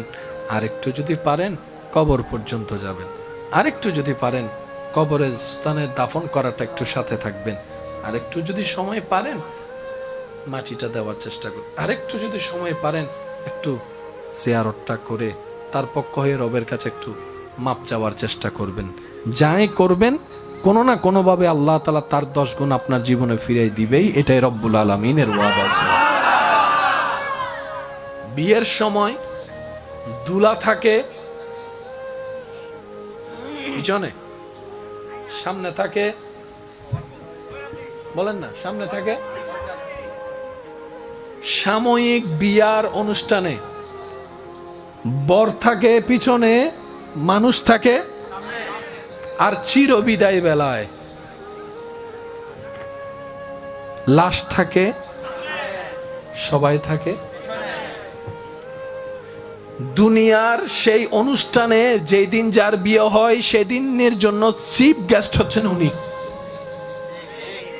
দুনিয়ার মানুষের মেহমান পিছনে থাকে, শুভাকাঙ্ক্ষীরা সামনে পিছনে মিলাই থাকে, কিন্তু জানাজার সময় সে এলাকার সবচেয়ে গুনাহগারও যদি হয়, ইমাম থাকবে পিছনে, মুক্তাদি থাকবে পিছনে, আলেম থাকবে পিছনে, নেতা থাকবে পিছনে, ওই সাধারণ মানুষটা থাকবে সামনে।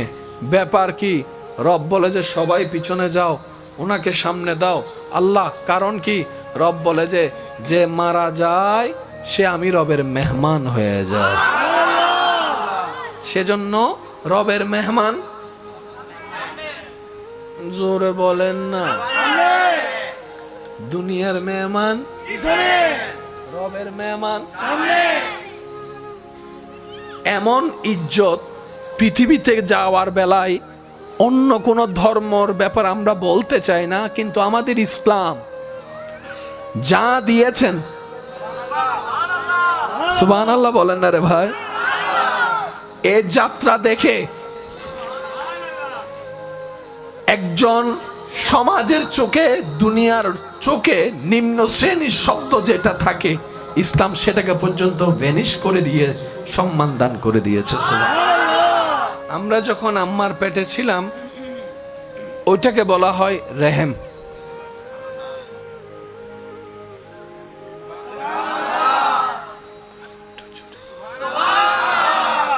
এমনে হচ্ছে বাতান, কিন্তু আমরা যখন ছিলাম, বলেন বলেন, রাহামিম মূল মাদ্দা।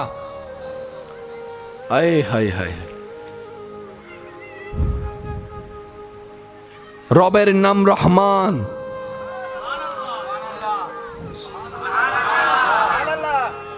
আমাদের রবের নাম রহিম। মায়ের পেটকে বলা হয় রেহেম।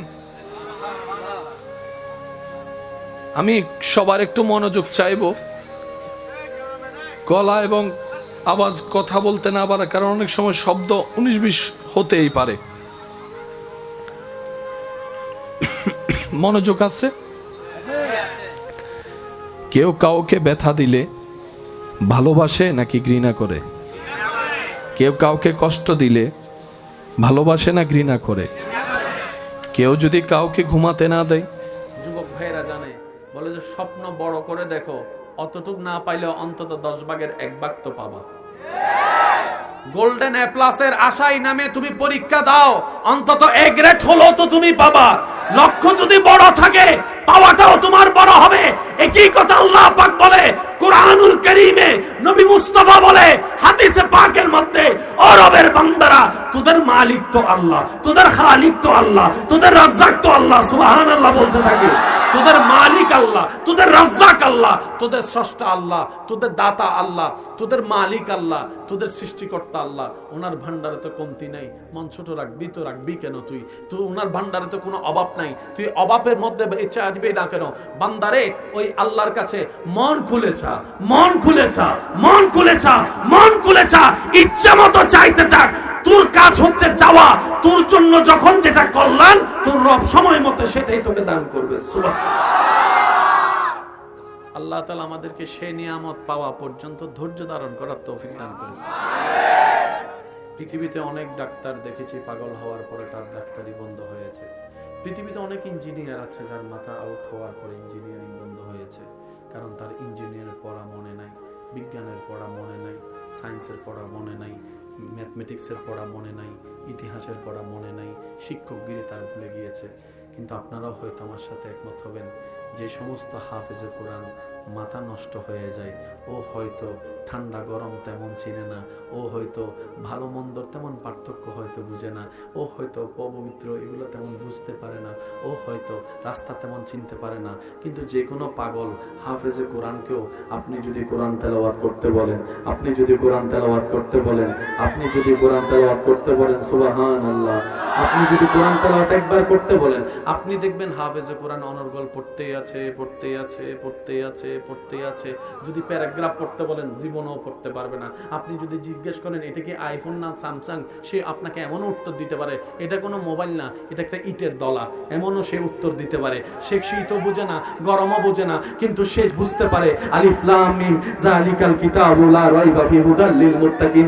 একজন পাগল, সে পাগল হাফেজ, সে বুঝতে পারে সূরা ইয়াসিন কোনটা, সূরা মুহাম্মদ কোনটা, সূরা ইব্রাহিম কোনটা, সূরা বাকারা কোনটা, সূরা রহমান কোনটা, সূরা মুলুক কোনটা, সূরা জিলজিলাল কোনটা, সূরা ফিল কোনটা।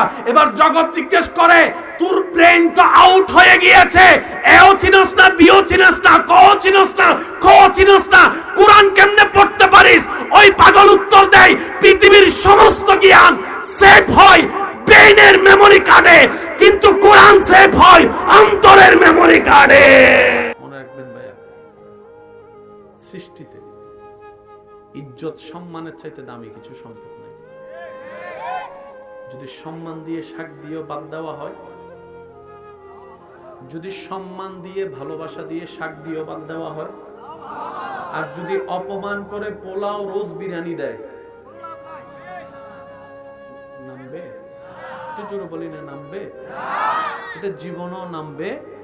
প্রত্যেকটা লোকমার সাথে পানি খাইতে হবে, তারপরও নামবে না।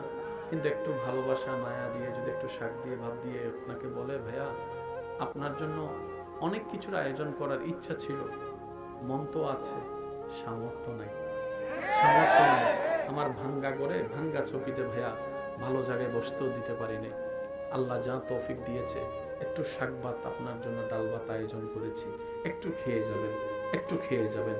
আপনার সেই দিনের খাওয়াটা 5 স্টারের সেই পরিবেশে খাওয়ার চাইতো দিলটা বড় শান্তির হয়ে যাবে। কথা বলেন ঠিক কিনা? একজন মানুষের জীবনের সবচেয়ে দামি সম্পদের নাম কি? ইজ্জত এবং সম্মান। বলেন ইজ্জত এবং আর এই দুইটা জিনিস আল্লাহ থেকে নিতে হয়। বিশ্ববাসী জেনে রাখো, যে ইজ্জত সম্মান সবচেয়ে বড় চাওয়া মানুষের, সেই ইজ্জত আমি আল্লাহর জন্য, সেই ইজ্জত আমার নবী রাসূলের জন্য, আর সেই ইজ্জত কিয়ামত পর্যন্ত আমার বান্দাদের ভিতরে যে সমস্ত বান্দারা শয়তানের গালে জুতার বাড়ি দিয়ে আমি রবকে খুশি করতে থাকবে, মুমিনত্ব তাদের ভিতরে থাকবে, নেক আমলের সাথে হবে, আমি আল্লাহ তারা যেখানেই থাকুক ইজ্জতের ব্যবস্থা করে দিব। মনে রাখবেন ভাইয়েরা, ইসলামের মতো সহজ কোন ধর্ম নাই। থেকে আসে আপনারা দেখেন অনেক সময় মানুষ শুধু সামান্য একটু ইজ্জত পাওয়ার জন্য কত টাকা খরচ করে, কত কৌশল, শুধু একটু ইজ্জতের জন্য। দেখা যায় 3-4 দিন, 5 দিন, 7 দিন, 1 বছর, 2 বছর পর আর ইজ্জতটা। মনে রাখবেন, যেটা রব থেকে আসবে আজীবন থেকে যাবে, আজীবন রয়ে যাবে। কোরআন ডাক দিয়ে বলে ওয়ালিল্লাহিল ইজ্জাতু ওয়ালি রাসূলিহি ওয়ালিল মুমিনিন। যখন তারাবির ইন্টারভিউ দিতে চাই, প্রশ্নকারী প্রশ্ন করে 5 পারা 3 পৃষ্ঠা থেকে বলতে থাকো। প্রশ্নকারী প্রশ্ন করতে দেরি, পড়তে তাদের দেরি হয় না, উত্তর দিতে দেরি হয় না। সুবহানাল্লাহ বলতে থাকি না, উত্তর দিতে দেরি হয় না।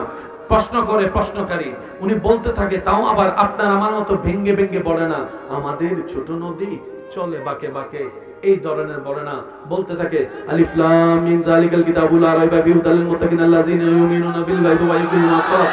হঠাৎ করে প্রশ্নকারী থামিয়ে বলে ইয়াসিন থেকে পড়তে শুরু করো। প্রশ্ন করতে দেরি, ভাবতে দেরি করে নাই। ইয়াসিন ওয়াল কুরআনিল হাকিম ইন্নাকা লামিনাল মুরসালিন আলা সিরাতিল মুস্তাকিম তানজিলুল আজিজির রহিম। প্রশ্নকারী প্রশ্ন করে, উত্তরদাতা উত্তর দেয়, তার 3-4-5টা সেকেন্ডও সময় নেয় না। বাবারও তো একটা দরকার আছে, পৃষ্ঠারও তো বাবার দরকার আছে, পারা বাবার দরকার আছে, আয়াত বাবার দরকার আছে। আপনি যে কোনো হাফেজে কোরআনকে যে কোনো জায়গা থেকে প্রশ্ন করবেন, উত্তর দিতে দেরি নাই, প্রশ্ন করবেন, উত্তর দিতে দেরি নাই, প্রশ্ন করবেন, উত্তর দিতে দেরি নাই। ইম্পসিবল। রব্বুল আলামিন বলে কোরআনুল কারীম মুখস্থ করা কারো পক্ষে সম্ভব নয়, কোরআন হেফজ করা আমি রবের ডাইরেক্ট দয়া ডরে। সচরাচর বাবার নামে মায়ের নামে সন্তানের পরিচয়, কিন্তু একজন মা বাবার জন্য সবচেয়ে বড় গর্বের হয়, বাবা বলে আমার পরিচয় যদি আমার সন্তানের নামের কারণে হয়, এটাই আমার জীবনের সবচেয়ে বড় পাওয়ার মধ্যে অন্যতম একটা পাওয়ার কথা বলেন, ঠিক কি না? এটা বাবার জন্য অহংকারের হয়, গর্বের হয়, শুকরিয়ার হয় যে আজকে আমার সন্তানের নামে আমি পিতাকে চিনতে পারছি। আল্লাহ আমরা যারা সন্তানরা আছি মা বাবার চোখের নয়নের মণি হয়ে থাকার তৌফিক দান করুন। আমাদের জীবন যেন মা বাবার চোখের পানির কারণ না হয়, আল্লাহ আমাদেরকে সে তৌফিক দান করুন। যেই মুকুটটা, যে তাজটা এখানে পরানো হয়েছে, এটা তো সাময়িক সময়ের জন্য পরানো হয়েছে, খুলে ফেলা হবে। আসল তাজ তো হাসরের ময়দানে পরানো হবে। আসল তাজ তো হাসরের ময়দানে পরানো হবে হাফেজে কোরআনের মা বাবার মাথায়। আরো জোরে বলেন। এখানে পেয়েছেন সন্তান, হাসরে পাবেন মা বাবা। মা বাবা জিজ্ঞেস করবে, আল্লাহ আমি তো তেমন নেক আমলের যোগ্য ব্যক্তি নই, আজকে এত কোটি কোটি কোটি কোটি বান্দার সামনে আমার মতো পাপীর মাথায় তুমি জান্নাতি একটা মুকুট পরাই দিচ্ছ, আল্লাহ ব্যাপারটা কি, আমি কি করলাম? রব বলে যে তুমি কিছু করো নাই, তোমার সন্তান করেছে, তোমার সন্তান করেছে। সুবহানাল্লাহ বলতে থাকি, তোমার সন্তান করেছে। আল্লাহ আমার সন্তান কি করলো? রব বলে যে তোমার সন্তান গাজার মধ্যে যায় নাই, নেশার মধ্যে যায় নাই, মেয়েদের পিছনে ঘুরতে যায়, জীবনটাকে অপচয় করে নাই, বরং আমি রবের কালামুল্লাহকে দিন রাত পরিশ্রম করে শীতের দিনেও নিজের সেই শীতকে পিছনে ফেলে ঠান্ডা পানি দিয়ে ওযু করে ভোর রাত্রে ঘুমকে হারাম করে কোরআন তেলাওয়াত করতে চলে গিয়েছে, কোরআন তেলাওয়াত করতে চলে গিয়েছে। নিজের ভিতর কোরআনুল কারীমকে, যে আমার কোরআনকে সম্মান দিয়ে অন্তরে লালন করেছে, ওই সন্তান যে মা বাবার কারণে দুনিয়ার আলো দেখেছে, আমি আল্লাহ সন্তান দান করব, সন্তানের উসিলায় মা বাবাকে ইজ্জত দান করব। আল্লাহ আমাদেরকে সে তৌফিক দান করুন। গণিত অনেক অনেক কঠিন গণিত সত্য, কিন্তু সূত্র শিখে ফেললে এই অটোভার সব চুপ করে বসে রয়েছে। সূত্র শিখে ফেললে, প্রথম যখন বীজগণিতে পাঠ্যদান করেছেন a + b whole square is equal to a square plus 2ab plus b square, তখন ওই ছাত্র পড়া যখন মুখস্থ হচ্ছে না সূত্র, অনুসিদ্ধান্ত, sine theta, cos theta, cosec theta, মনে মনে এদিকে পড়ে আর মনে মনে ভাবতে থাকে এই অঙ্ক কোন বেড়াই যে আবিষ্কার করছে, তারে যদি একবার পাইতাম। একটু জোরে বলেন, তারে যদি একবার পাইতাম, দরকার হলে আজীবন জেল খাটতাম, তারপরে তার কল্লা খাইতে হইতাম। আর সেই গণিত যদি এত কঠিন হয়, আপনার এলাকায় এত গণিতের টিচার কোত্থেকে আসলো? গণিতের টিচার আছেন আপনাদের এলাকায়? ওনাকে গিয়ে জিজ্ঞেস করেন, স্যার আমরা তো গণিত দেখলে গায়ে জ্বর উঠে যায়, আপনি তো দেখি গণিতের টিচার, ব্যাপার কি? তখন স্যার আপনাকে বলবে, পৃথিবীতে প্রত্যেকটা কিছুকে আল্লাহ মানব জাতির কন্ট্রোল করার ক্ষমতা দিয়েছেন। সুবহানাল্লাহ। মানুষ, মনে রাখবেন এই কথাটা, মানুষ মন থেকে দৃঢ়তার সাথে যেটার পিছনে একবার লেগে থাকবে, একদিন না একদিন সেটা তার হাসিল হবেই হবে হবে হবে। সেজন্য আমার এখানে যে পোস্টারটা আছে, কাউকে যদি এটা মুখস্থ করতে দেয় 2 দিন, আপ টু বটম পুরোটা মুখস্থ করে পড়া শোনাইতে পারবে দাড়ি কমা দিয়ে? আমার পক্ষে সম্ভব না, আপনার পক্ষেটা আপনি বলেন। রাত্রে বেলায় প্যারাগ্রাফ মুখস্থ করে সকালে যাইয়া প্রথম লাইন ভুলে গেছে, এরকম অনেক সামনে জনের গুতায় প্রথম লাইন কষ্ট। যুবকরা আওয়াজ দেন, আছে না? আমি শুনি নাই, আছে না? সারা রাত বরবর জাননি ভাই ভোট মুখস্থ করছে, সকালে যাইবা প্রথম লাইনটা জানি কি, প্রথম লাইনটা জানি কি। 2টা দিন কষ্ট করে যে প্যারাগ্রাফ এসে মুখস্থ করেছিল আমার ভাই এসএসসি পরীক্ষার সময়, আজকে সেই ভাই যখন ইন্টারে ডিগ্রিতে উঠছে তাকে যদি জিজ্ঞেস করেন এসএসসি পরীক্ষার সময় যে প্যারাগ্রাফ মুখস্থ করছে যেটুকু ক, সত্যি বলেন? এবার আমার ভাই কি 2 সপ্তাহ পরিশ্রম করে নাই? এখন নাই কেন? তখন আমার ভাই উত্তর দিবে এটা মুখস্থ করছিলাম লেখার লাগা, লেখাও শেষ। আওয়াজ দেন, লেখাও শেষ। জোরে বলতে হবে, লেখাও শেষ।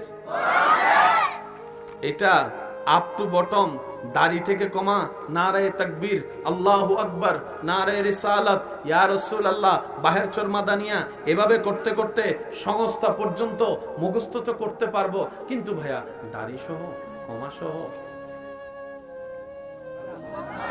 পারবো না, পারবো না, অসম্ভব, এটা পারবো না। একটু খেয়াল করবেন, অসম্ভব, পারবো না। 1 পাতা 1 পৃষ্ঠা মুখস্থ করা পারবো না। একটা এসে সারা জীবন মুখস্থ রাখা পারবো না, পারবো না। বাংলা পারবো না, পত্রিকা পারবো না, প্যারাগ্রাফ পারবো না, রচনা এরকম মুখস্থ করলো আজীবন মনে রাখা সম্ভবপর নয়। একটা পৃষ্ঠা সম্ভবপর নয়, একটা পাতা সম্ভবপর নয়, একটা লেখা সম্ভবপর নয়। আর আপনার এলাকার 7-8 বছরের ছেলে 30 পারা কোরআন মুখস্থ। 30 পারা বলতে যত সহজ, ভিতরটা তত সহজ নয়। 30টা পারা একটু বুঝবেন, মিললে নিবেন, না মিললে নেওয়ার দরকার নাই। বয়স কত আমার ভাইয়ের? পাগড়িওয়ালা কোথায়? এই তো মাশাআল্লাহ আছেন। আপনার বয়স কত? 13 বছর। আপনার বয়স একটু বড় করে বলি, 15, 13, 15।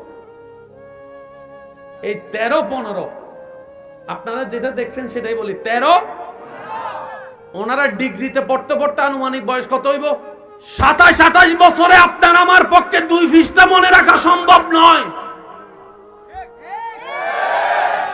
7, 8, 9, 10 বছর, 11 বছর, 12 বছর, 13 বছরের বাচ্চা পুরো 30 পারা, 30 পারা, 30। আমরা রাত্রে শিখে সকালে পরীক্ষা দিতে গেলে প্রথম লাইন ভুলে যাই। আর একটু জোরে।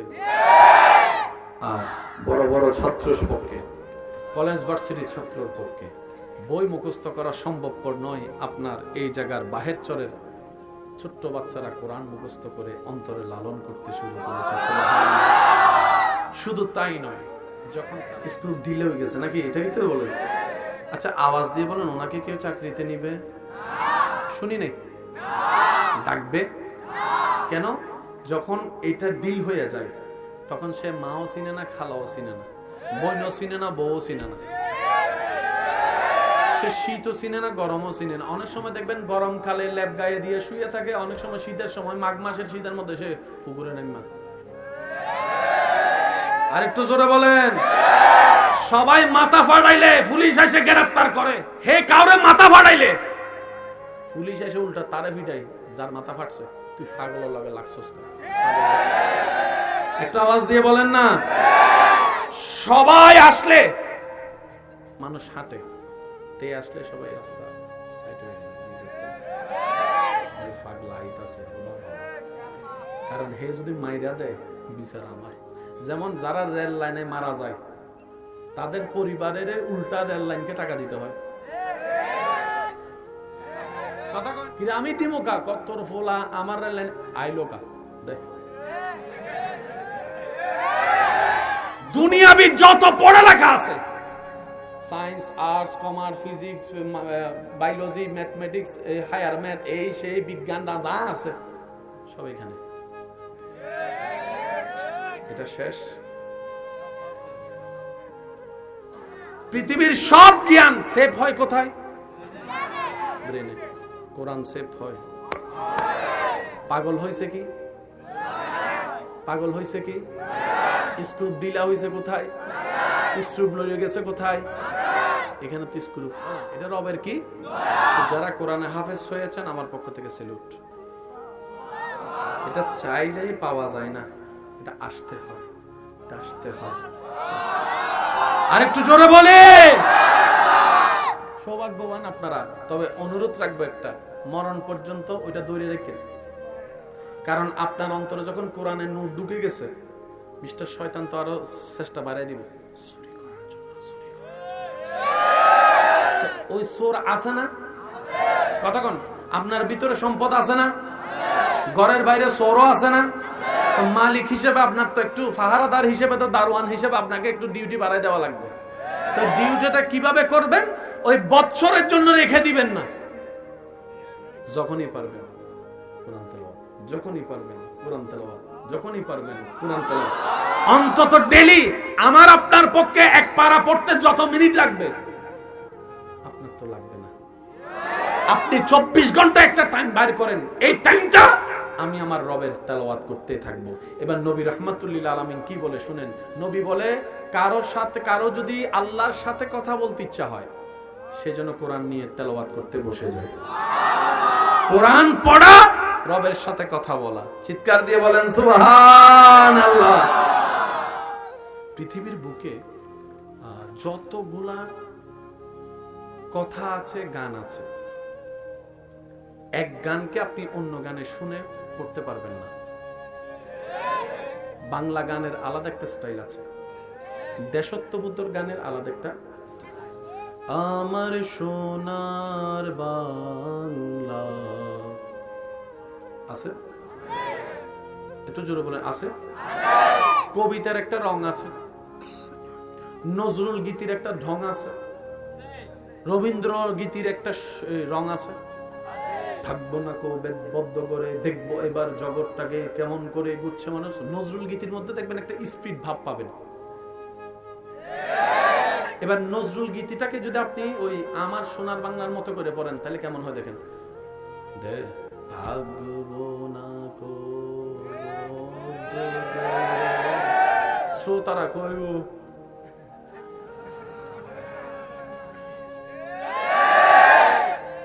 আওয়াজ দিয়ে বলেন, নজরুল গীতির আলাদা রং আছে না নাই? রবীন্দ্র সঙ্গীতের আলাদা রং আছে না নাই? দেশাত্মবোধকের আলাদা রং আছে না নাই? এবার কবিতার ছড়াটা দেখেন। আমাদের ছোট নদী চলে বাঁকে বাঁকে, বৈশাখ মাসে তার হাঁটু জল থাকে। যুবক ভাইয়েরা জানে, বলে যে স্বপ্ন বড় করে দেখো, অতটুক না পাইলেও অন্তত 10 ভাগের 1 ভাগ তো পাবা। গোল্ডেন এ প্লাসের আশায় নামে তুমি পরীক্ষা দাও, অন্তত এ গ্রেড হলো তো তুমি পাবা। লক্ষ্য যদি বড় থাকে, পাওয়াটাও তোমার বড় হবে। একই কথা আল্লাহ পাক বলে কুরআনুল কারীমে, নবী মুস্তাফা বলে হাদিসে পাকের মধ্যে, ও রবের বান্দারা, তোদের মালিক তো আল্লাহ, তোদের খালিক তো আল্লাহ, তোদের রাজ্জাক তো আল্লাহ। সুবহানাল্লাহ বলতে থাকে। তোদের মালিক আল্লাহ, তোদের রাজ্জাক আল্লাহ, তোদের স্রষ্টা আল্লাহ, তোদের দাতা আল্লাহ, তোদের মালিক আল্লাহ, তোদের সৃষ্টিকর্তা আল্লাহ। ওনার ভান্ডারে তো কমতি নাই। মন ছোট রাখবি তো রাখবি কেন তুই? তো ওনার ভান্ডারে তো কোনো অভাব নাই, তুই অভাবের মধ্যে ইচ্ছা দিবি না কেন? বান্দারে, ওই আল্লাহর কাছে মন খুলেছা, মন খুলেছা, মন খুলেছা, মন খুলেছা, ইচ্ছা মতো চাইতে থাক। তোর কাজ হচ্ছে চাওয়া, তোর জন্য যখন যেটা কল্যাণ, তোর রব সময় মতো সেটাই তোকে দান করবে। আল্লাহ তাআলা আমাদেরকে সেই নিয়ামত পাওয়া পর্যন্ত ধৈর্য ধারণ করার তৌফিক দান করুন। পৃথিবীতে অনেক ডাক্তার দেখেছি পাগল হওয়ার পরে তার ডাক্তারি বন্ধ হয়েছে। পৃথিবীতে অনেক ইঞ্জিনিয়ার আছে যার মাথা আউট হওয়ার পরে ইঞ্জিনিয়ারিং বন্ধ হয়েছে, কারণ তার ইঞ্জিনিয়ারের পড়া মনে নাই, বিজ্ঞানের পড়া মনে নাই, সায়েন্সের পড়া মনে নাই, ম্যাথমেটিক্সের পড়া মনে নাই, ইতিহাসের পড়া মনে নাই, শিক্ষকগিরি তার ভুলে গিয়েছে।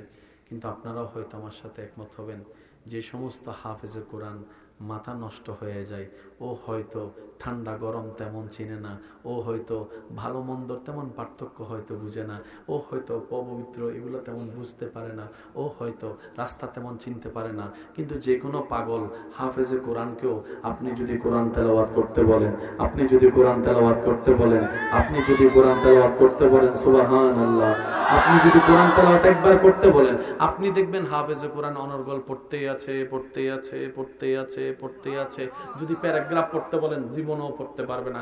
আপনি যদি জিজ্ঞেস করেন এটা কি আইফোন না স্যামসাং, সে আপনাকে এমনও উত্তর দিতে পারে এটা কোনো মোবাইল না, এটা একটা ইটের দলা, এমনও সে উত্তর দিতে পারে। সে শীতও বোঝে না, গরমও বোঝে না, কিন্তু সে বুঝতে পারে আলিফ লাম মিম যালিকাল কিতাবু লা রাইবা ফি হুদাল লিল মুত্তাকিন। একজন পাগল, সে পাগল হাফেজ, সে বুঝতে পারে সূরা ইয়াসিন কোনটা, সূরা মুহাম্মদ কোনটা, সূরা ইব্রাহিম কোনটা, সূরা বাকারা কোনটা, সূরা রহমান কোনটা, সূরা মুলুক কোনটা, সূরা জিনজিয়াল কোনটা, সূরা ফিল কোনটা। এবার জগৎ জিজ্ঞেস করে তোর ব্রেন তো আউট হয়ে গিয়েছে, এও চিনস না, বিও চিনস না, ক চিনস না, খ চিনস না, কোরআন কেমনে পড়তে পারিস? ওই পাগল উত্তর দেয় পৃথিবীর সমস্ত জ্ঞান সেভ হয় ব্রেইনের মেমরি কার্ডে, কিন্তু কোরআন সেভ হয় অন্তরের মেমরি কার্ডে।